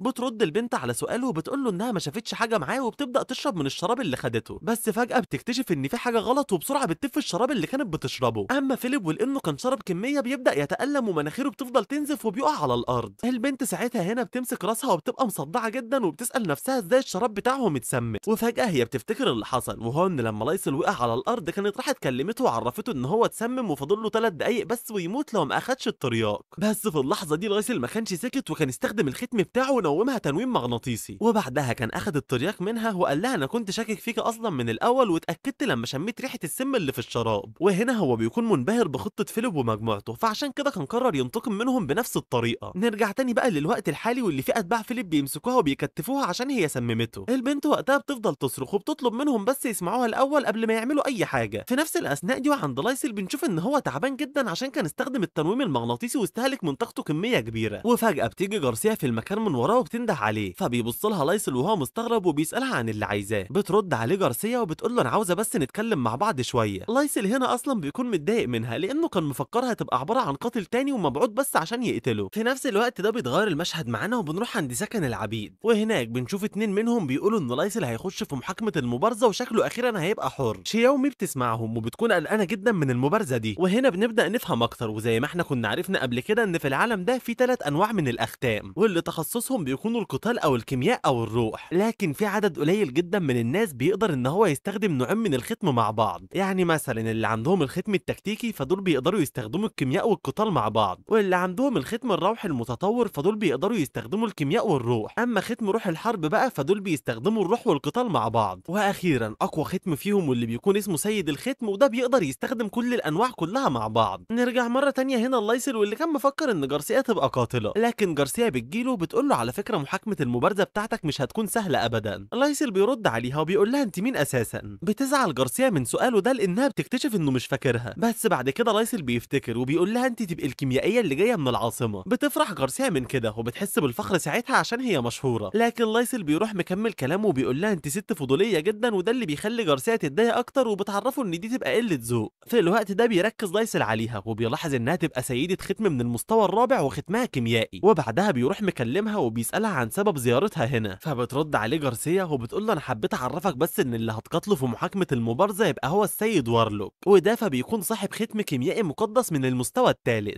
لايسل ولا بيكون فارق معاه وبيقول لها واحد زي ده مش هيكون مشكله بالنسبه لي ابدا، بس جارسيا بترد عليه وبتقول له ما تبقاش مغرور كده، وبتبدا تشرح له ان حتى اصحاب الختم الكيميائي ليهم طريقتهم في القتال، وبتعرفه ان السيد وارلوك ده بالذات اتعلم فن الكيمياء المظلمه. بيفهم لايسل كلامها المره دي وبيفكر مع نفسه ان كده وارلوك اكيد هيعرف يقاتل بشكل كويس، وبعدها بيكلم جارسيا تاني وبيسالها اذا كانت جات لي هنا بس عشان تقول له الكلمتين دول. بتتخض جارسيا من سؤاله وبترد عليه بان الاختبار بتاعه صعب جدا وهي جات لي هنا بس عشان تساعده، فبيرد لايسل برضه وبيسالها عن سبب مساعدتها. بتبتسم له جارسيا وبتقول له انت ممكن تعتبر بس ان انا بقدر موهبتك وعاوزاك تتطور مش اكتر. وهنا لايسل بيتاكد بقى ان جارسيا فعلا بتحب تتدخل في اللي ما يخصهاش، وبعدها بيروح لها وبيحط ايده على كتفها وبيطلب منها تديله شويه فلوس دلوقتي طالما هي عايزه تساعده فعلا، وفي الاخر بيسيبها وبيمشي بقى عشان يرجع لمكان العبيد تاني. واثناء ما هو في طريقه بيكون متاكد ان في سبب ورا اهتمام جارسيا بيه وبيقرر ياخد حذره منها. في الوقت ده شياو بتكون قاعده قدام البيت ومستنياه، وساعتها بتكلمه وبتعرفه ان ميعاد العشاء خلص وعشان كده هي عانت له الوجبه بتاعته. بيبتسم لها لايسل على اللي عملته وبيشكرها وبيقعد جنبها عشان ياكل. وقتها بتتكلم شياو مي وبتقول له انا سمعت عن محاكمه المبارزه بتاعتك، فبيرد لايسل وبيقول لها انا كنت لسه هعرفك عن الموضوع ده. بتكمل شياو وبتقول له انا عموما مبسوطه جدا لانك اخيرا ممكن تكون حر، لكنها برضه بتقول له انها زعلانه عشان هو هيسيبها لوحدها دلوقتي لانها لسه عبده. بيتضايق لايسل من كده وبيروح وبيحط ايده على راسها وبيفهمها انها زي اخته بالظبط ومستحيل يسيبها ابدا. بتتحرك شياو مي وبتضير وشها وبتسيبه، فبيستغرب لايسل من تصرفها ده ومش بيكون فاهم في ايه بالظبط، بس وقتها شياو مي بتفهمه بقى وبتعرفه ان في ريحه سيئه جدا خارجه من جسمه. بيتعصب لايسل وبيستنتج ان الريحه دي تبقى ريحه السم اللي كان شربه من شويه، وبعد كده هو بياخد بعضه وبيدخل بقى في مكان النوم وبيبدا يفكر في محاكمه المبارزه، وبيقول لنفسه ان هو لازم يبقى اقوى على قد ما يقدر لان المبارزه دي مش هتكون سهله ابدا. بيمر الوقت معانا بعدها لحد تاني يوم الصبح، واللي فيه بنشوف لايسل وهو بيرفع الاحجار الضخمه لوحده، وبعد ما بيخلص بيستخدم الختم المقدس مع تدليك شياو عشان يستعيد طاقته من تاني، وبعدها بيبدا ياكل في اكل كتير جدا، وده اللي بيخلي العبيد يستغربوا من كميه الاكل اللي بياكلها. وبيفضل الحال ماشي معانا بقى على الوضع ده لحد ما اخيرا بيجي اليوم بتاع المبارزه، واللي فيه السيد هارمن بيبدا يتكلم مع لايسل وبيعرفه قبل ما المبارزه تبدا ان هو لو نجح في المبارزه دي فهيتم تبرئته من كل التهم اللي جات له وكمان هيكون حر. بينحني لايسل قدامه وبيشكره، وساعتها كل العبيد بيفضلوا يهتفوا باسمه عشان يشجعوه. السيد هارمن بيكون مستغرب من كميه العبيد اللي جم عشان يشجعوه دول، وبيطلب من المساعد بسبب الازعاج اللي حاصل ان هو يهدي العبيد شويه. في الوقت ده جارسيا بتكون متشوقه جدا وبيبقى نفسها تشوف مهارات لايسل في اسرع وقت ممكن، وبعدها الدكتور إيلين بيوصل للساحه وبينده على لايسل وهو متوتر. بيبص له لايسل وبيقول له انا كنت مستنيك من بدري، وبيلاحظ ان إيلين متوتر جدا، فبيرد إيلين وبيعرفه ان هو بس كان سهران امبارح شويه لكن دلوقتي كل حاجه تمام. وبعد كده بيجيب صندوق وبيفتحه قدام لايسل واللي بيطلع منه سيف ولايسل بياخده. في الاثناء دي الحكيم وارلوك بينط في الساحه وبيبدا يعرف نفسه لايسل وبيقول له ان هو اللي هيكون خصمه في المبارزه. لايسل لما بيشوفه بيطمن شويه لانه بيلاقي ان هو مجرد خصم مش اكتر، وساعتها فإيلين بيكلم لايسل وبيطلب منه ان هو لازم يفوز لان مستقبله دلوقتي في ايده. وهنا الحكيم وارلوك بيقرب وبينصح لايسل ان هو يستسلم دلوقتي لانه مستحيل يفوز عليه، وبيقول له انا قررت اقاتلك لان عمري ما هسمح للنقابه انها ترتبط بالخونه تاني. بيتعصب لايسل جامد وبيروح سائل وارلوك عن معنى كلامه ده اذا كان يقصد بيه ابوه، فبيرد وارلوك وبيقول له انا قصدي كده فعلا ودلوقتي مش عاوز اي حد يبوظ شرف النقابه تاني. في الاثناء دي بقى هما الاتنين بيستعدوا وبيبداوا يستخدموا اختامهم وبيستعرضوا قوتهم، وهنا السيد هارمن وبشكل رسمي بيعلن عن بدايه المبارزه. لايسل ساعتها بيكون زعلان لان حتى افراد النقابه اللي ابوه اسسها مش طايقينه ابدا، وبيقرر ان طالما مفيش حد هنا عاجبه عيلته فلازم ان هو يوريهم الوش التاني من الغضب. على الجهه التانيه وارلوك بيكون مكمل في استفزازه وبيقول للايسل انت دلوقتي ضيعت فرصه الاستسلام، وبعدها بيستخدم الختم المقدس بقى عشان يهجم بيه عليه. وهنا لايسل بيقف في مكانه وهو باصص عشان يشوف قوته دي، وساعتها فوارلوك بيقوم وبيستدعي وحشين، وده اللي بيخلي لايسل يستنتج على طول ان دي تبقى هي كيمياء الظلام. الوحشين هنا بيكونوا مرعبين جدا ولايسل بيفضل واقف قدامهم وهو ماسك السيف. في اللحظه دي العبيد بيقلقوا جدا على لايسل وبيقولوا ان هو خلاص كده هيموت، وشياو مي وقتها بتتمنى ان لايسل يفوز باي طريقه. اما جارسيا فهي بتحلل طريقه وارلوك وبتقول ان هو كان استدعى وحشين باستخدام دم الشيطان المظلم، ودلوقتي اخيرا كلنا نقدر نشوف حقيقه الكيمياء المظلمه وقوتها. وساعتها برضه هي بتكون متاكده ان وارلوك اكيد مش هيرحم لايسل، وبتتساءل ازاي ممكن لايسل يتصرف دلوقتي في موقف زي ده. في الاثناء دي بقى لايسل بيبقى عارف كويس ان المهارة دي امه هي اللي طورتها اساسا، وبيبقى عارف برضه ان هو لازم يهزم وارلوك نفسه لان هو اللي بيدي الطاقة السحرية للوحشين عشان يتحركوا. بس للاسف هو لما بيبص على وارلوك بيكتشف ان هو مستخدم درع الظلام عشان يحمي نفسه من اي هجوم. في اللحظة دي كان وحش المينيدور استخدم فاسه وهاجم على لايسل، لكن لايسل بينط في الهواء بسرعة وبيقدر يتفادى هجومه. بس للاسف الوحش التاني بيستغل الموقف وبيهجم عليه بكرة سحرية، ووقتها وارلوك بيكلمه وبيقول له وريني ازاي بقى هتقدر تتفادى الهجوم ده وانت موجود في الهواء. بيرد لايسل عليه وبيقول له في الحقيقة انا مش محتاج اتفادى الهجوم ولا حاجة. وهنا ومع استخدام سيفه هو بيقسم الكرة اللي كانت جاية عليه دي لنصين، وبعدها بينزل على الارض وهو سليم تماما، وبيقول لنفسه دلوقتي انا اتاكدت ان الوحشين دول بيقدروا يهجموا في نفس الوقت. وبيقول برضه انا عرفت ان مينوتور ده بيستخدم المهارات القتاليه، اما الوحش التاني فهو بيستخدم السحر ده، غير ان وارلوك نفسه فهو بيقدر يستخدم ختم الروح كمان. وهنا بقى لايسل بيكتشف ان وارلوك فعلا شخص مش عادي وخطير جدا. في الاثناء دي فوق السيد هارمن بيبتسم وبيقول ان وارلوك دلوقتي شكله هيدمر الساحه كلها. بس في الوقت ده لايسل بيستجمع قوته وبيقول لنفسه وارلوك ده نصاب وعاوز بس يجمع قوه الاختام. بس لسوء حظه بقى ان هو هيقابلني انا واللي بكون سيد مقدس حقيقي. وهنا هو بيكون جمع قوه كبيره جدا في سيفه وبيستعد اثناء ما مينيتور كان بيجري عليه. ووقتها لايسل بيكلم الوحش ده وهو باصص له وبيقول له في الحقيقه انت وحش قوي لكنك غبي جدا. وساعتها بيصد هجوم الفاس بتاع مينيتور وبينط في الهواء، وطبعا زي المره اللي فاتت واللي كان متوقع فالوحش التاني بيضرب كره سحريه عليه. والمره دي بقى لايسل مش بيقسم الكره لنصين لكنه بيغير اتجاهها وبيخليها تروح عند وارلوك. وارلوك بينصدم من الحركه دي وبيكون مستغرب ان ازاي الكره ما انفجرتش، وبعدها بيفضل واقف في مكانه وبيجمع قوته عشان الدرع ده يحميه. في الوقت ده لايسل ما بيستناش وبيقرر ان هو يستخدم هجوم روحي عشان يخلص المبارزه، بس الوحش السحر ما بيسمحلوش وبيروح مجهز هجوم قوي هو كمان. لكن المفاجاه بقى ان الوحش مينيتور بيقوم جاي ضارب الوحش السحري ده وبيقسمه لنصين، وبعدها كمان بيكمل وبيكسر الدرع بتاع وارلوك. وارلوك هنا بيفضل واقف مرعوب ومش بيكون فاهم اللي بيحصل ابدا. وهنا لايسل بيستغل اللي حاصل وبينزل وبيهجم بالسيف بتاعه عليه، لكننا بنعرف ان وارلوك ما بيحصلوش حاجه لانه بيكون مستخدم نسخه ظل دخان عشان يحاول يهرب. وفعلا في اللحظه دي لايسل بيلاقي نفسه موجود وسط الدخان وبيفضل يدور على وارلوك الحقيقي. وعلى الجهه التانيه فالسيد هارمن بيكون مستغرب جدا وبيسال ازاي الوحش مينيتور هجم على السيد بتاعه. بتجاوبه جارسيا وبتقول له ان الحركه دي تبقى هي تقنيه وهم، وبتستنتج ان كده لايسل هو كمان بيقدر يستخدم الختم الروحي. نرجع تاني بقى للمعركه واللي فيها وارلوك بيتكلم مع لايسل وبيقول له انا ما كنتش متوقع انك تكون بالقوه الكبيره دي فعلا، بس بعدها بيزعق بصوت عالي وبينهي استدعاء مينيتور وبيقوم جاي محوله لوحش تاني ضخم جدا. لايسل بيفضل واقف قدام الوحش ده وبيقول لنفسه ان اكيد وارلوك دلوقتي جمع كل قوته عشان يستدعيه، وبيقرر هو كمان يستخدم كل قوته ويستخدم الختم بتاعه على السيف. وساعتها السيف بيبدا ان هو ينور وبيتحول لسيف ضخم تاني خالص اسمه سيف شنتر السماوي. في اللحظه دي وارلوك وكل العبيد وإيلين بينبهروا جدا بالسيف اللي مع لايسل، والسيد هارمن بيتكلم وبيقول هي الطاقه اللي عند لايسل دي كلها جت منين. اما جارسيا هنا فهي بتكون مستغربه هي كمان ومش مصدقه ان لايسل يبقى صاحب ختم من المستوى الاول. في الاثناء دي بقى بيتكلم لايسل بصوت عالي وبيقول ان هو هيقطع بالسيف بتاعه كل قيود العبوديه دلوقتي، وعلى طول بيتحرك على الوحش ده وبيضربه بالسيف وفعلا بيقسمه لنصين. الوحش ساعتها بيختفي واحده واحده من الهجوم، اما لايسل بيظهر وسيفه بيكون اتكسر. وهنا وبسبب قوه الهجوم فبيحصل رياح قويه جدا بتيجي على كل العبيد واللي بيكونوا خايفين منها. وارلوك هنا بقى بنشوف ان هو قاعد على ركبته قدام لايسل حرفيا، فبيكلموا لايسل وبيساله اذا كان عنده اي كلمات اخيره دلوقتي. بيرد وارلوك عليه وما بيقولش اي حاجه وبيعترف بالهزيمه، وساعتها وعلى طول فبيتم الاعلان عن فوز لايسل وان كل جرايمه سقطت ومن اول دلوقتي هو هيكون راجل حر. كل العبيد ما بيصدقوش وبيفضلوا ينطوا من الفرحه وبيهتفوا باسم لايسل، وحتى إيلين نفسه بيعيط من الفرحه لانه دلوقتي هيكمل حياته بشكل طبيعي. في الوقت ده بيبتسم السيد هارمن وبيعرف جارسيا انه ما كانش متوقع خالص ان لايسل يفوز. وعلى الجهه الثانيه فلايسل هو كمان بيبتسم وبيقول انا مش مصدق ان اخيرا سبت حياه العبوديه دي، لكن فجاه بيقطع فرحته فينج وبيخش للساحه، وساعتها هو بيعترض على المحاكمه اللي حصلت بصفته ضابط في الاكاديميه العسكريه، وبيقول لنفسه بغضب انا دلوقتي وصلت لهنا بس عشان اقضي على حياه لايسل بالكامل. السيد هارمن وجارسيا هنا بيكونوا مستغربين من اعتراض فينج، فبيكلمهم فينج وبيشاور على لايسل وبيقول انا حاسس ان الولد ده نصاب وهو مش سيد ختم ولا حاجه. لايسل بيستغرب هو كمان ومش بيكون فاهم ايه المبرر الغريب ده، لكن فينج بيكمل وبيقول ان لايسل كان عايش كعبد معاهم في المرتزقه ووقتها هو ما كانش عنده اي قوه اختام، واكيد هو اخد حاجه معينه عشان يقدر يزود من قوته بشكل مؤقت. بس بيرد لايسل عليه وبيقول له لو كان في اي حاجه بتتاخد عشان توازي من قوه الختم فكان زمان اي حد اخدها بسهوله. بس فينج بيكون مصر برضه وبيعرف الكل ان هو عنده شكوكه لان العبيد زمايله اتكلموا عن عمل لايسل لجرعات محظوره في الوقت اللي بقى فيه سيد ختم. الدكتور إيلين بينصدم لما بيسمع ان هو عارف عن موضوع الجرعات وبيبص للعبيد وهو متعصب جدا، وساعتها العبيد كلهم بيعملوا نفسهم مش واخدين بالهم اصلا ولا كانهم عارفين حاجه. في الاثناء دي الحكيم اورلوك بيتكلم مع فينج فينج وبيعرفوا ان قوه لايسل مستحيل تبقى بسبب اي جرعه حتى لو كانت محظوره. بيرد فينج على الحكيم وبيقول له اخرس دلوقتي لان القضيه دي بتخص مدينه جري روك كلها مش بس فرد من نقابه القديسين. وبعدها بيلتفت للسيد هيرمان وبيطلب منه المبارزه تبقى بينه وبين لايسل لان اورلوك اصلا مش من سكان المدينه. لايسل هنا بيكون متضايق من كميه الكلام العبيط اللي فينج قاعد بيقوله، اما السيد هيرمان فهو بيقعد يفكر شويه في كلامه. بس جارسيا بتكون معترضه وبتقول للسيد هيرمان ان المفروض المبارزه تكون اتنفذت خلاص بموافقته، وبتقول ان ده كمان يعتبر ظلم لايسل لان اكيد طاقته خلصت دلوقتي. هيرمان بيكون موافق على راي جارسيا لكنه بيعرفها ان ممكن الموضوع ده يضر بسمعه المدينه، فعشان كده هيسمع لكلام فينج. بينبسط فينج جدا من كده وبيتحمس، اما لايسل طبعا فبيتضايق.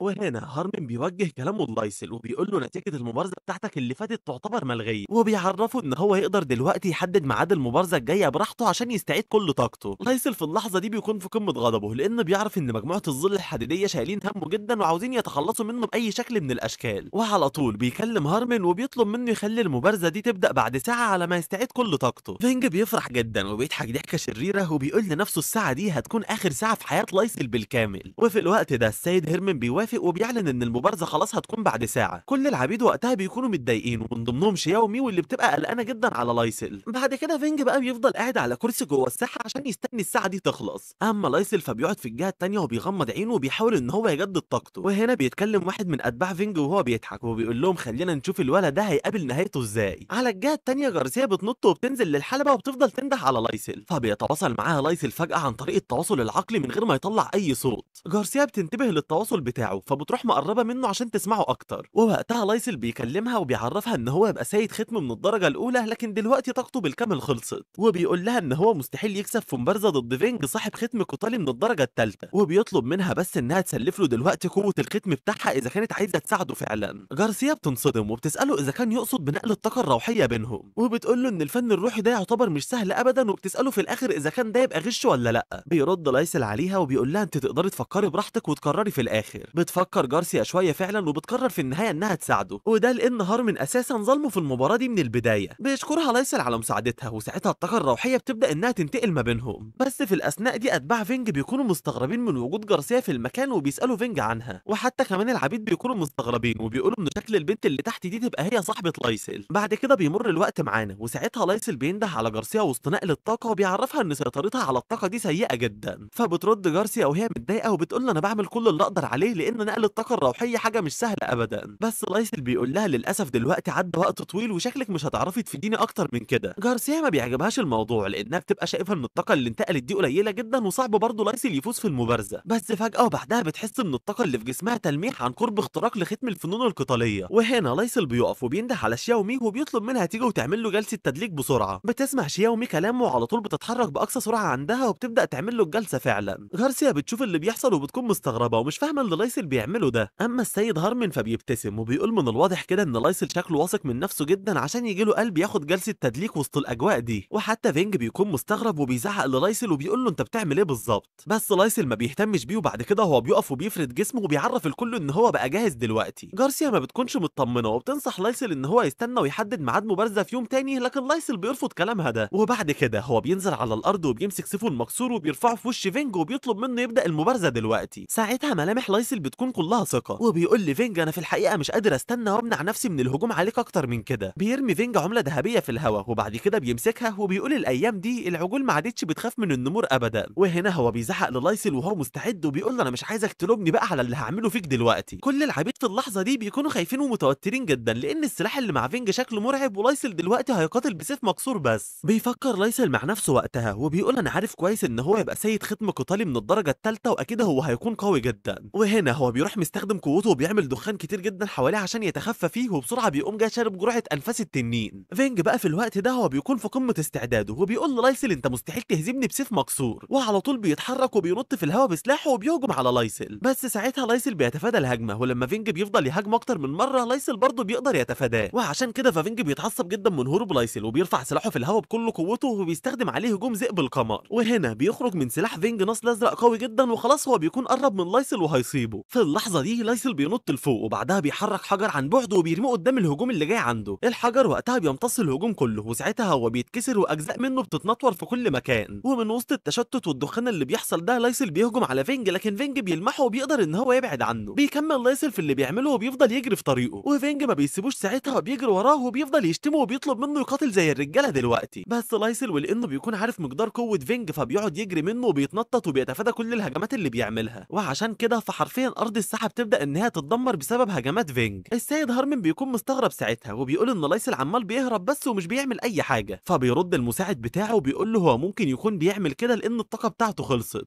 جارسيا على الجهه التانيه بتكون متضايقه لان قرار لايسل ان هو يقاتل دلوقتي قرار متهور جدا. بس فجاه وبعد لحظات هي وشياو مي بيتعرضوا لكهرباء. جارسيا بتبص على السما لان الكهرباء جت منها وبتستنتج ان الجو كان جاف جدا وعشان كده الكهرباء الساكنه بدات تتجمع بشكل كبير. شياو مي بتكون باصه للسما هي كمان وبتلاقي في سحابه مغيمه وبتسال جارسيا اذا كانت الدنيا هتمطر دلوقتي ولا لا، فبترد جارسيا وهي منذهله وبتقول انا مش عارفه لكن الغيوم دي مش طبيعيه ابدا. نرجع مره تانية للقتال بقى واللي لسه مستمر زي ما هو، ولايسل عمال بيتفادى في كل هجمات فينج. ووقتها فينج بيقف شويه وبيفضل يمدح قدرات لايسل على انه تفادى الهجمات بتاعته، لكن بيقول له التفادي ده تبقى الحاجه الوحيده اللي بتقدر تعملها واكيد انت مش هتقدر ترد عليا باي هجوم. بيبتسم له لايسل وبيحط ايده على الارض وبيبدا يجمع في قوه كبيره جدا وساعتها البرق بيظهر من حوالين جسمه. ووقتها هو بيقول لفينج انا فعلا ما عنديش طاقه تخليني اقدر اواجهك فعشان كده انا هستعين بطاقه الطبيعه. وفي الاثناء دي بقى بتظهر رسمه غريبه جدا على ساحه القتال وبتبدا انها تنور. هارمن وايلين واتباع فينج حتى بيبقوا شايفين الرسمه دي ومش مصدقين اللي لايسل عمله. وبعدها جارسيا بتحلل الموضوع وبتقول ان لايسل ما كانش بيهرب من هجمات فينج ابدا بشكل عشوائي، لكن كل اللي بيعمله هو انه كان بيرسم خطوط على الساحه عشان يستعيد طاقه البرق. فينج في الوقت ده ما بيكونش مصدق وبيقول اللي لايسل عمله ده مستحيل لانه يبقى سيد ختم بس من الدرجه الاولى. بس لايسل ما بيهتمش لكلامه وبيروح مجمع البرق في سيفه وبيضرب بهجوم البرق السماوي عليه، والمره دي وبسبب سرعه الهجوم ففينج طبعا ما بيقدرش يتفاداه وساعتها الساحه كلها بتبدا انها تتكهرب. وبعد كده لما الموضوع ده بيخلص بنشوف ان في حفره ظهرت في ارضيه الساحه. على الجهه التانيه لايسل بيكون واقف وبيبدا ياخد نفسه وهو عمال بيمسح العرق وبيقول انا استخدمت جرعه انفاس التنين دي عشان اقدر ازود احساسي بالطبيعه، وبعدها انا قمت بتكثيف طاقه برق كبيره جدا لكن دلوقتي كل طاقتي خلصت حرفيا. بيكلم نفسه اكتر هنا وبيتساءل لو كان كده هو كسب خلاص ولا لسه. في الوقت ده فينج بيكون واقع جوه الحفره وشكله بيبقى مغمى عليه، والسيد هارمن فوق بيكون منصدم جدا ومش مصدق اللي حصل ابدا. اما جارسيا فبتنبهر بلايسل وبتعترف ان هو فعلا عبقري جدا. وشياومي بتكرر سؤال لايسل وهو اذا كان كسب دلوقتي ولا لسه. لايسل فجاه هنا بيكون متعصب جدا وبيقول هو ازاي بعد كل اللي عملته ده ما كسبتش، وبنعرف ان هو قال كده لان فينج بيطلع بره الحفره دي وبيكون لسه عايش. وساعتها هو بيتكلم مع لايسل وبيقول له انا ما توقعتش ان يبقى عندك قدرات مدهشه زي دي. في اللحظه دي مشاعر اللي بيتفرجوا بقى بتكون مختلفه جدا، يعني مثلا جارسيا وشياومي وايلين والعبيد بيكونوا متضايقين، اما هارمن واتباع فينج فهم بيكونوا مبسوطين. وهنا فينج بيجمع قوه في ايده وبيفهم لايسل انه كان ممكن يخسر فعلا لو ما كانش يستخدم الفن السري بتاعه. وساعتها بقى وفي اللحظه دي بتظهر هالة على شكل ديب حوالين فينج. لايسل بينصدم لانه ما كانش متوقع ابدا ان فينج مخبي ورقه رابحه، اما فينج فبيكمل وبيقول للايسل انا دلوقتي استدعيت شبح الذئب واللي قدراته هي التهام الطاقه، وكمان بيعترف بقوه لايسل بس على طول بيصرخ وبيقول له للاسف انا هكسب بسرعه كبيره جدا. وفعلا في الوقت ده فينج بيقوم مهاجم على لايسل. شياومي وايلين وجارسيا مش بيكونوا مصدقين السرعه اللي فينج هجم بيها، وساعتها بنشوف ان الذئب الشبح ده بيمتص طاقه لايسل فعلا ولايسل بيقوم جاي واقع على الارض. بعدها فينج بيضحك وبيقول للايسل ما تقلقش انا سايب لك شويه طاقه بس عشان اقعد اذل فيك شويه. لايسل هنا بيبقى واقع على الارض وحرفيا هو مش بيكون عارف يعمل ايه بالظبط لان تقريبا طاقته كلها خلصت، وبيقول لنفسه انا ما كنتش عامل حسابي ان ممكن فينج يبقى عنده قدره زي دي. بيقرب فينج من لايسل وبيقول له انت دلوقتي خلاص هتموت، بس لايسل ما بيستسلمش وبيبدا ان هو يقف وبيحاول يفكر في ايه اللي ممكن يعمله، وبيقول لنفسه انا حتى لو تفاديت هجمات فينج الجايه فاكيد مش هصمت في القتال كله. وبعدها هو بيفتكر التقنيه اللي كان اتدرب عليها في اخر فتره عن طريق تدريب جسمه وبيقرر ان هو لازم يستخدمها دلوقتي. بس في اللحظه دي فينج كان لسه مكمل وبيستخدم هجوم صرخه الذئب، اما لايسل فبيفضل واقف في مكانه وبيقسم ان هو لازم يكسب في المبارزه دي، وحتى هو بيراهن على اخر حاجه عنده وبيفضل واقف بكل قوته قدام الهجوم ده. شياومي بتقلق جدا وبتفضل تصرخ بسبب خوفها عليه، وبعد كده الهجوم ده للاسف بيصيب لايسل فعلا وبيجي فيه، وحتى من قوه الهجوم فكل العبيد بيخبوا وشهم ومش بيقدروا يستحملوا المنظر. لكن جارسيا بقى فهي بتحاول تستخدم قوتها عشان تنقذ لايسل. في الاثناء دي فينج فجاه مش بيلاقي لايسل بقى موجود في الساحه قدامه، وهنا بنعرف ان لايسل طاير في الهواء وحواليه هاله باللون الذهبي، ووقتها بقى فهو بيكون مبسوط جدا لانه كسب الرهان، وبنعرف ان هو قام بالاختراق ووصل لختم الدرجه الثانيه. فينج ما بيكونش مصدق اللي حصل، وجارسيا واتباع فينج بيستنتجوا ان كده ختم لايسل اتطور. اما لايسل هنا بقى فبنعرف ان هو كان واقف قدام الهجوم ده وقدر يستحمله عشان يحاول يستفز قدراته انها تخرج، ووقتها هو كان قدامه حلين، اما يموت او اما قدراته دي تخرج. بيرجع لايسل يتكلم مع فينج وبيعرفه ان هو دلوقتي هيقدر يهزمه بعد شويه، فبيرد فينج عليه وهو بيستعد وبيقول له انت مغرور جدا ودلوقتي ذئب الشبح هيلتهم كل طاقتك. في الاثناء دي لايسل بيكون عارف كويس جدا ان الذئب الشبح مش بينفذ اوامر اللي بيستدعيه غير وهو مغصوب عليه، فعشان كده هو بيستخدم قوته وبيهجم بهجوم غريب على الذئب الشبح. بس طبعا الذئب الشبح بيلتهم الهجوم، وده اللي بيخلي فينج يضحك وبيقول للايسل انت طلعت غبي جدا، وبيحاول ان هو ينهي معاه بقى وبيقول له انت اخدت وقت طويل جدا في القتال ودلوقتي انا لازم انهي عليك. وفعلا ساعتها هو بيقوم جاي مهاجمه بمهاره صرخه الذئب، بس فجاه فينج بيترعب وحتى كل الحضور هم كمان بينصدموا من اللي بيحصل، وده لاننا بنعرف ان الذئب الشبح اتحرر من سلطه فينج، وساعتها هو بيبص له عشان يهجم عليه. بيتكلم لايسل وبيأكد لفينج ان هو خلى الذئب الشبح يبقى حر، وعلى طول الذئب الشبح ده بيتحرك وبينقض وبيهجم على فينج وبيعضه. وهنا لايسل بيستهزأ بيه وبيقول له انا ما كنتش اعرف ان الذئب الشبح ده مش بيحبك خالص. في اللحظه دي اتباع فينج بيكونوا زعلانين جدا وبيتمنوا ان فينج يعمل اي حاجه بس ويكسب، وحتى هارمن هو كمان بيقلق على فينج، والمساعد بتاعه بيكلمه وبيقول له احنا المفروض دلوقتي نعلن عن فوز لايسل. في الاثناء دي الذئب الشبح كان مكمل وكان لسه قاعد بيعض في فينج زي ما هو، ففينج بيفضل يصرخ وبيترجى لايسل بس ان هو يوقف اللي بيحصل ده بسرعه. السيد هارمن بيزعق هو كمان وبيطلب من لايسل يوقف اللي بيحصل وبيقول له خلاص انت كده الكسبان، بس لايسل بيرد عليه وبيقول له للاسف ذئب الشبح دلوقتي بقى حر ومحدش يقدر يتحكم فيه، وعشان كده فهو مستحيل يختفي ابدا غير لما يموت. السيد هارمن بيكون قلقان على فينج وبيصرخ في الموجودين وبيأمر اي حد بسرعه ينقذه عشان ده يبقى قائد قوات مدينه جري روك. بتتدخل جارسيا فعلا وبتجري على فينج عشان تحاول تنقذه، وده اللي بيخلي لايسل يتضايق من تدخلها، وهنا هي بتستخدم الختم بتاعها على ذئب الشبح ووقتها هو بيختفي. وبعد كده على طول اتباع فينج بيتحركوا وبيجروا عليه عشان يودوه لمقر النقابه، وده طبعا عشان يلحقوه بسرعه قبل ما يموت. اما جارسيا فبتبص على لايسل وهي متضايقه جدا منه بسبب اللي عمله. في الاثناء دي هارمن بيكون هدى شويه وبيقول انا ما توقعتش ان الفضيحه دي تحصل، وبعدها بيلتفت عشان يمشي وبيطلب من اي حد يصلح الساحه، بس لايسل بيوقفه وبينده عليه وبيطلب منه يستنى دلوقتي، وبيقول له انت شكلك نسيت كده انك تعلن عن الاحكام بتاعه المبارزه. بيرد السيد هارمن عليه وبيقول له هبقى افكر في حكم المبارزه ده بعدين. بيتعصب لايسل من كده وبيعرفه ان هو كسب في حكم المبارزه مرتين ورا بعض والمفروض ان هو يتنفذ. بيرد السيد هارمن تاني وبيفهمه ان القرار ده ممكن يضر بسمعه جري روك وعشان كده لازم يفكر فيه كويس الاول. بيستغرب لايسل وبيقول له طب ليه انت وافقت من الاول على المبارزه اساسا؟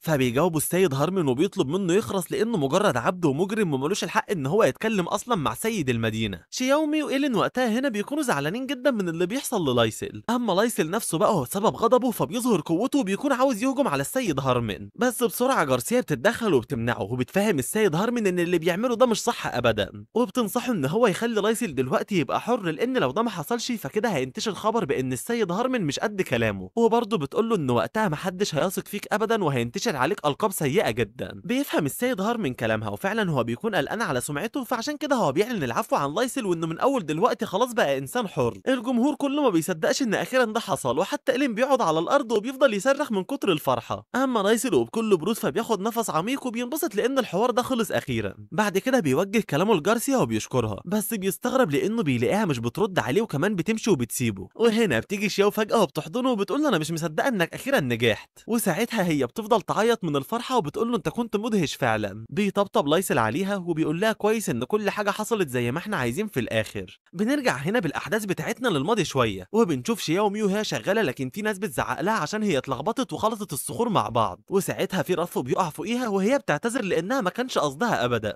بس في الاخر يعني هي بتتعاقب انها هترجع كل حاجه مكانها وكمان ملهاش اي وقت راحه. لا ده مش بس كده، ده كمان مش هيكون ليها اكل غير لما تخلص اللي وراها كله. شياومي كانت سمعت كلامهم فعلا وبعد كده كانت فضلت تنظم في الصخور دي كلها وترتبهم في صناديق مختلفه، لكنها بتستنتج ان لو فضلت ماشيه بالمنطق ده فهي مش هتخلص اصلا غير على الفجر ولا حاجه. بس هنا بقى لايسل كان جالها فجاه وهو بياكل وبيقرب منها وبيسالها عن اللي بتعمله، وقتها شياومي كانت اتخضت لانها اول مره تشوفه وسالته اذا كان هو العبد الجديد ولا لا، فرد عليها لايسل وعرفها بنفسه وسالها اذا كانت بتتعاقب عشان كده شغاله لحد دلوقتي ولا في اي سبب تاني. بترد شياومي عليه وبتعرفه انها بتتعاقب فعلا، لكنها لما بتشوفه بتلاحظ ان هو سارق اكل بتتعصب عليه وبتفهمه ان كده هو كمان هيتعاقب. لايسل ولا بيشغل باله وبيفضل يكمل اكل زي ما هو عادي جدا. بتمشي شياو وبتكمل شغلها وبتقول له ان دايما اي حد جديد بيجي لهنا فلازم يعمل حاجه غلط عشان يتعاقب، وبتعرفه ان النظام في المكان ده بيمشي كده دايما. في اللحظه دي لايسل بيكون مركز في حاجه وفجاه بيلحقها بسرعه لان الصناديق كانت هتقع عليها، ووقتها هو بيبص على البتاع اللي وقع ده وبينتبه ان الرجول الخشب بتاعته كانت بايظه اصلا من الاول بسبب الرطوبه الرطوبة، وكده كده هي كانت على بعد لمسة واحدة عشان تقع. شياومي هنا بتقعد تعيط لان كده كل جهدها راح على الفاضي وهتبدأ كل اللي عملته ده من جديد. بس بسرعة لايسل بيحط تفاحة في بقها وبيطلب منها تسكت دلوقتي وبيعرفها ان هو هيساعدها حالا. بيروحوا بيشوف الصخور اللي بترتبها بعد كده وبيلاقي ان هي تبقى حبيبات فضة وصخور كبريتات، وبيقعد هنا يفكر في اي طريقة عشان يحاول يفصل ما بينهم بسهولة. وبيقرر في اللحظة دي ان هو هيحط نوعين الصخور على لوح خشبي مايل بحيث ان حبيبات الفضة دائرية الشكل هتقع، اما صخور الكبريتات فهتفضل ثابتة في مكانها. وهنا هو بيكلم شياومي وبيطمنها ان الموضوع ده هيخلصه بسرعة. شياومي بتكون مستغربة وبتقول للايسل انت ليه بتساعدني اساسا؟ فبيرد لايسل وبيفكرها انه سرق اكل والمساعدة دي هتكون هي العقاب بتاعه. نرجع مرة تانية بقى للوقت الحاضر واللي بنعرف فيه ان كل الذكريات دي كانت طالعة من شياومي، وبنشوف هنا ان شياومي قاعدة على كرسي وماسكة شنطة لايسل، وعلى الجهة التانية فباقي العبيد بيكونوا واقفين مع لايسل وبيودعوه عشان هو هيمشي وهيسيبهم دلوقتي، وبيطلبوا منه بس ان هو يحاول يزورهم على طول. وهنا شياومي بتقرب من لايسل وبتقول له انا خلاص دلوقتي جهزت الشنطة بتاعتك. بيشكرها لايسل وبيقول لها ما تقلقيش لانه قريب جدا انا هقوم بتحريرك. شياومي بتبدأ تدمع وبتقول له انا عمري ما توقعت ابدا ان يوم تحريرك ده هيجي فعلا، وبتبدأ تتمنى له الخير. بيطبطب لايسل على راسها وبيقول لها انا مش عايزك تشيلي اي هم لان انا هحررك فعلا. بتسمع شياومي كلامه ده وبتصدقه وبتروح مبتسمه. في الاثناء دي واحد من العبيد بيكون غبي ومش فاهم حاجه، فبيسأل شياومي اذا كانت هتعمل حكم المبارزه هي كمان ولا ايه. لكن لايسل بيتكلم مع العبد ده وبيقول له ان المبارزه بس بتتعمل للعبيد المجرمين، لكن بالنسبه للعبيد العاديين فممكن انهم يتحرروا عادي جدا بالفلوس بس. بيفهم العبد ده كلامه وبيطلب من لايسل يبقى يحرره هو كمان. بيرد لايسل وبيقول له امشي دلوقتي بس وحاول تاخد بالك من بيت العبيد الاول. العبد ده بيزعل وبيقول للايسل انت ليه طلعت شرير كده؟ فبيرد لايسل وبيفهمه انه الموضوع صعب جدا ومش من السهل ابدا ان يقدر يجيب كل الفلوس دي عشان يحررهم كلهم. بعد شويه من الوقت بيمشي لايسل بقى وبيروح لمكان النقابه، وهناك هو بينده على جارسيا. جارسيا بتعمل نفسها مش سامعاه وبتكمل في طريقها، بس لايسل بيوقفها وبيحط ايده على كتفها وبيطلب منها بس تستنى عشان هو عاوز يقول لها حاجه مهمه جدا. بترد جارسيا وبتقول له انت شكلك كده فهمت غلطك وجاي تعتذر دلوقتي. لايسل ما بيكونش فاهم ايه اللي بتتكلم عنه اساسا، وبيقول لها انا جاي افكرك دلوقتي بس انك كنت وافقتي على انك تسلفي لي فلوس وعشان كده انا جاي اطلبها منك. بتتعصب جارسيا جامد قوي وبتفضل تزعق له وبتقول له انت ازاي ممكن تكون غبي بالشكل ده؟ بس لايسل بيرد وبيقول لها انت غريبه جدا ومش فاهم اي سبب للي بتعمليه. بعد مرور الوقت هي بتجيب له كيس الفلوس فعلا، فبياخد لايسل منها الكيس لكن بيلاقي ان هي ماسكاه جامد. ووقتها جارسيا بتكلمه وبتقول له انا عارفه انك كنت ممكن توقف الذئب الشبح وتنقذ فينج بنفسك، بس انت للاسف ما عملتش كده وفضلت واقف، ودلوقتي انا عايز اعرف السبب. بيرد لايسل عليها وبيقول لها انا كنت خايف بس لو انا انقذت فينج ان هو يقوم ويهجم عليا تاني. بس جارسيا ما بتصدقوش وبتقول له انت كذاب لان فينج كان فقد كل قدراته اساسا في القتال. وبعدها بتتعصب تاني وبتقول له ده انت حتى كنت عايز تهجم على سيد المدينه بنفسه، وبتساله عن ايه اللي كان بيدور في دماغه لما كان بيفكر في كده، وبتفهمه في الاخر انها لو ما كانتش موجوده فكانت الامور هتكون سيئه جدا بالنسبه له. وبتفضل تكمل في زعيقها ده وبتطلب منه يحاول يفهم ازاي ممكن يتعامل مع اي حد عنده سلطه، وبتعرفه ان هو لو فضل بشخصيته دي فاكيد هيقع في مشاكل كتيره وهيكون مجرم. وبرضه بتفكره انه بسبب ان هو من عيله لانلوت فكل الناس اصلا بتكرهه. وفي الاخر بتعرفه بقى انه من اول دلوقتي هو هيكون التلميذ بتاعها عشان تعلمه الفنون المقدسه وكمان طريقه التعامل بدبلوماسيه. بيرد لايسل عليها بعد الزعيق الكتير جدا ده وبيصدمها وبيرفض ان هو يكون تلميذ عندها. وبعدها بيشرح لها وبيقول لها انا ازاي ممكن اقبل بيكي كمعلمه وانا بتحكم في الطاقه الروحيه احسن منك اساسا. وفي النهايه بقى بيستأذن منها ان هو يمشي وبيشكرها على الفلوس اللي اديتها له. بتزعق له جارسيا برضه اثناء ما هو ماشي وبتعرفه ان هو هيرد لها الفلوس دي بفايده 50% في المستقبل. بس لايسل ما بيعجبوش الوضع وبيقول لها ان ده كده ظلم، وبيفكرها ان هي كانت قالت ان ده هيكون قرض من غير اي فوايد. على الجهه التانيه بقى بنروح عند المستشفى، وهناك تابع فينج بيكون متضايق جدا وبيقول انه هيندم لايسل على اللي عمله ده. وبنشوف ان بيكون قدامه تابع تاني وفينج وفيليب وكلهم بيكونوا مصابين جامد ونايمين على السرير. في نفس الوقت ده بنروح برضه لعند حانه، وهناك لايسل بيشرب شراب مع الدكتور إيلين وشياومي. الدكتور إيلين بيكون مبسوط وبيقول للايسل انا كنت واثق بشده انك هتكسب في القتال ده. وبعدها بيبص لشياومي وبيطمنها على الشراب اللي قدامها وبيعرفها ان ده يبقى شراب علاجي وتقدر تشربه عادي جدا.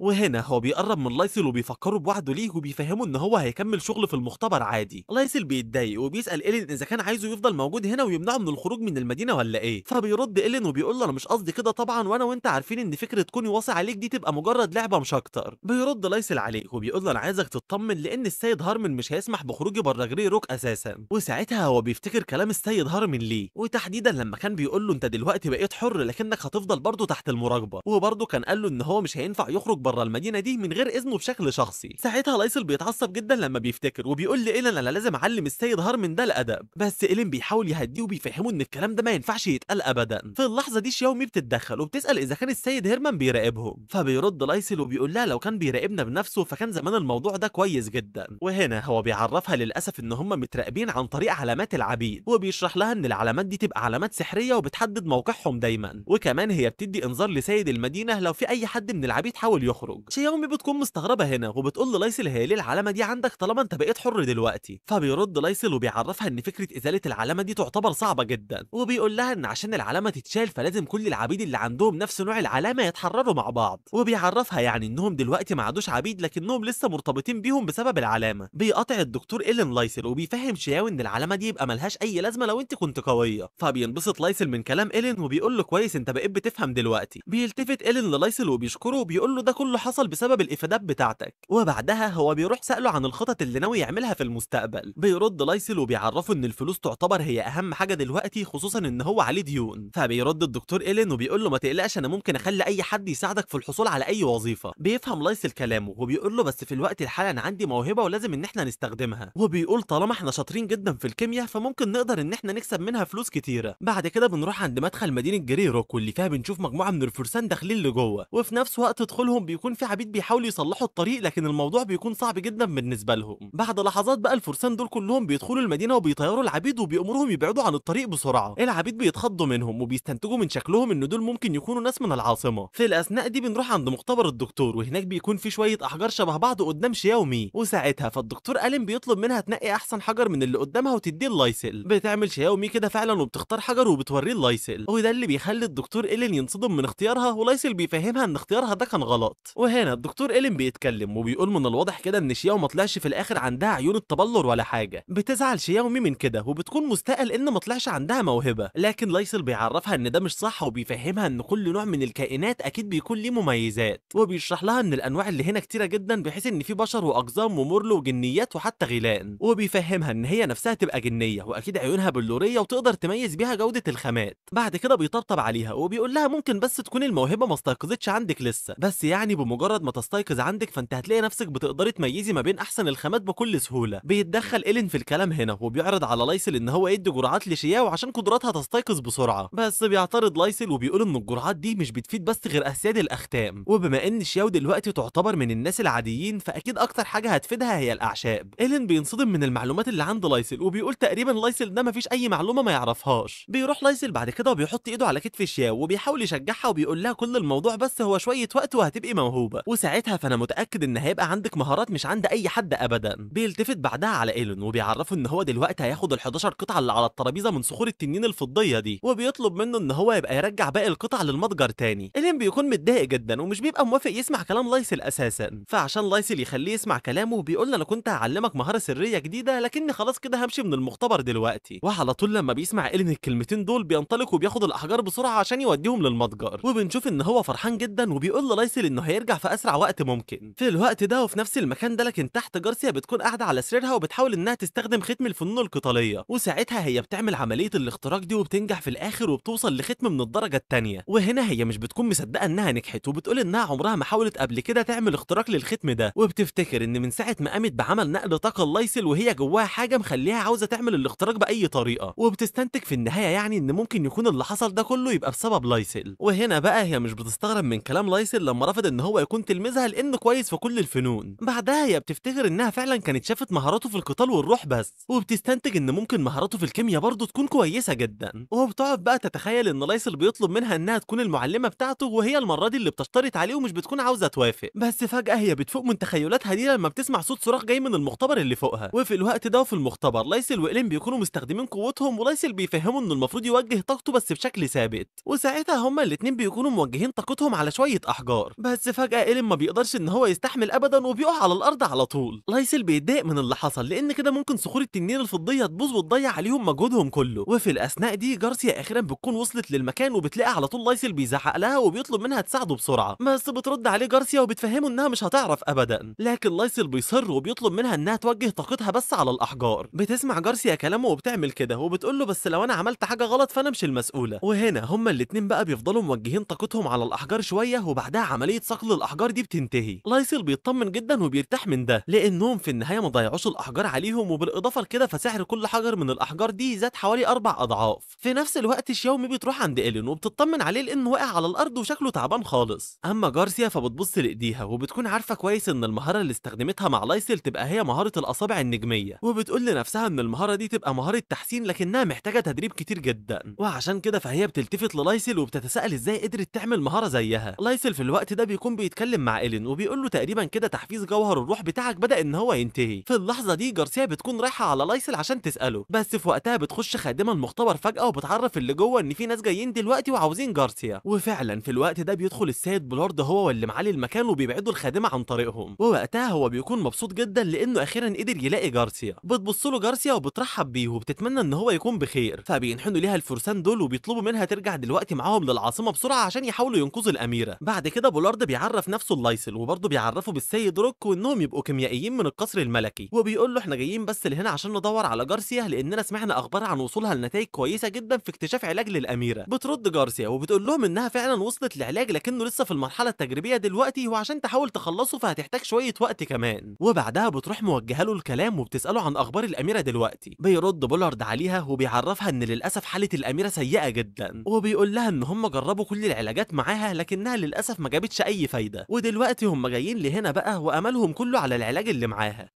جارسيا بتكون متضايقه وبتقول له انا متفهمه ان الاميره في خطر دلوقتي، لكن بالرغم من كده فالعلاج بتاعي لحد الان لسه ما اتطبقش. بيرد بولارد عليها وبيسالها عن نوع العلاج ده، فبتجاوبه جارسيا وبتفهمه ان هو يبقى علاج للمرض السفلي، وبتعرفه ان السبب الاساسي في اعراض المرض يبقى الرواسب اللي كانت في الاعضاء، وبتشرح له انها دلوقتي ممكن تمتص الرواسب دي عن طريق نبات السرخس السماوي وتحوله لرواسب متجمده، وبعد ما تعمل كده فهي هتستخدم جرعه مشعل الظل عشان تدوب الرواسب وكمان تدمر المرض. بولارد وروي بينبهروا جدا بذكائها، فبتكمل جارسيا وبتعرفه ان العلاج ده راجع لنتيجه تجارب كتيره جدا وصعاب كانت بتمر بيها. في الاثناء دي لايسل بيكون عنده راي تاني وبيبقى عارف كويس جدا مع نفسه ان طريقه جارسيا مش هتنفع، بس ساعتها بولارد كان لسه بيتكلم معاها وبيسالها هترجع امتى للعاصمه، فبترد عليه جارسيا وبتطلب منه يستنى تجهز نفسها بس وهترجع معاهم طالما صحه الاميره دلوقتي بقت في خطر جدا. بس هنا وقبل ما ده يحصل فلايسل بيستخدم التواصل الذهني وبيعرف جارسيا ان طريقتها كانت غلط. جارسيا بتنصدم وبتقول له غلط ليه، فبيرد لايسل عليها وبيقول لها انا هفهمك بس لما الضيوف دول يمشوا الاول، وللسبب ده فجارسيا بتعتذر لبولارد وبتقول له انا افتكرت حاجه مهمه جدا وعشان كده هبقى اروح للعاصمه بكره. بيفهم بولارد كلامها وبيستاذنها وبيعرفها ان هو لازم يرجع دلوقتي وهيبقى يسيب معاها شويه حراس، وده طبعا عشان يبقوا يوصلوها ويامنوا رحلتها وهي راحه. بتروح جارسيا عند الباب وبتودعهم كلهم وايلين بتقوم لان خلاص الناس دي مشت، وفي ثانيه جارسيا بتلتفت على لايسل وهي متعصبه وبتطلب منه يعرفها ايه الغلط في طريقتها دلوقتي. بيحاول لايسل يهديها وبيفهمها ان علاجها كويس جدا لكنه مش لحاله الاميره ابدا، وبيشرح لها ان الاميره تعبانه بقالها 5 أو 6 سنين وجسمها بيتعرض لبروده عاليه جدا لفتره طويله، وللسبب ده وعشان برضه جرعه الاشعال الحراري قويه فده هيكون خطر جدا على الاميره، لان وقتها هي لو اخذت الجرعه دي فجسمها مش هيتحمل الحراره وبنسبه كبيره ممكن تموت. بتنبهر جارسيا جدا بالمعلومات اللي عند لايسل دي، وهو بيروح مكمل وبيأكد لها انها لو استخدمت العلاج بتاعها على الاميره واتقتلت فهم كده وقتها هيعتبروها قاتله. جارسيا بتقلق جامد من كده وبتخاف انها تعمل حاجه وبتسال المفروض تتصرف ازاي دلوقتي، فبيقعد لايسل يفكر شويه وبيطلب منها انها تستخدم مهاره الاصبع النجمي اللي لسه معلمها لها، وبيعرفها يعني ان هي لو استخدمتها على جسم الاميره فوقتها هتقدر تستخدم جرعه مشعل الظل. جارسيا بتكون مستغربه وبتسال لايسل اذا كان ينفع اصلا تستخدم المهاره دي على البشر كمان، فبيرد لايسل بكل فخر وبيقول لها انا والدي دايما كان بيعمل كده. بعدها بيضير وشه وبيفهم جارسيا انها لازم تتقن مهاره الاصبع النجمي دي كويس جدا، وبيقول لها ان ده كده كل كلام وخلاص. وهنا هو بيتوجه عند احجار التنين الفضيه عشان ياخدها وبعدها يروح يبيعها. ساعتها جارسيا بتوقفه وبتطلب منه لو ينفع يجي معاها للعاصمه، وبتقول له انا هحتاج مساعدتك جدا وكمان لو انت عملت حاجه زي دي فانت هتقدر تكون صداقات مع العيله الحاكمه، وبتكمل له ان هي عايزاه يجي معاها لانها قلقانه جدا ومحتاجه يكون موجود جنبها لو اي حاجه حصلت غلط. بيرد لايسل عليها وبيقول لها للاسف انا مش هعرف لان هارمن منعني من الخروج بره المدينه ومش هقدر ان انا اساعدك، بس في الحقيقه لايسل في اللحظه دي بيكون عاوز يروح معاها اصلا، وده عشان لو علاقته بقت كويسه بالاسره الحاكمه فوقتها هيجي له صلاحيات كتيره جدا وممكن يقدر يساعد اخته ويلاقيها. في الوقت ده جارسيا بتتعصب من رد لايسل وبتقول له لايسل انا مش عايزاك تشيل هم هارمن ده لان انا هتصرف معاه، وبتاكد له ان هي هتحل له كل المشاكل وهتسيبه يخرج من العاصمه براحته. لايسل هنا بيبقى مبسوط قوي لانه باع احجار التنين الفضيه بحوالي 30,000 قطعه، وبعدها بيفكر في جارسيا وبيبقى شاكك انها مش هتعرف تقنع هارمن خصوصا انها عرضته في اخر كلام ما بينهم. وساعتها هو بيكمل بقى في طريقه لحد ما بيعدي بالصدفه من جنب سوق العبيد، وهناك بنشوف ان في عبده كويسه بتتباع ب 4800 قطعه. البنت دي بتكون معترضه للبيع عن طريق الميزان زاد، والناس حواليها بيتكلموا عنها وبيقولوا انها جايه من عيله نبيله جدا وبتعرف تعمل جرعات من الاعشاب. لايسل بيشوف البنت دي وبينتبه انها نفسها البنت اللي كانت حاولت تسممه قبل كده، وبيفكر مع نفسه وبيقول انها ممكن تفيد شياومي في المستقبل بجرعات من الاعشاب. بعد كده الناس اللي موجودين في المكان بيبداوا ان هم يزايدوا على سعر البنت دي لحد ما السعر بيفضل يعلى بالتدريج وبيوصل في النهايه ل 5000 عمله. وخلاص المزاد هنا تقريبا بيكون خلص والناس بيباركوا للشخص اللي كسب فيه. بس فجاه لايسل بيتدخل قبل ما ده يحصل وبيقول ان هو هيدفع فيها 8000 عمله، وطبعا عشان كده كل التجار بيستغربوا لان البنت دي ما تساويش تمن زي ده ابدا.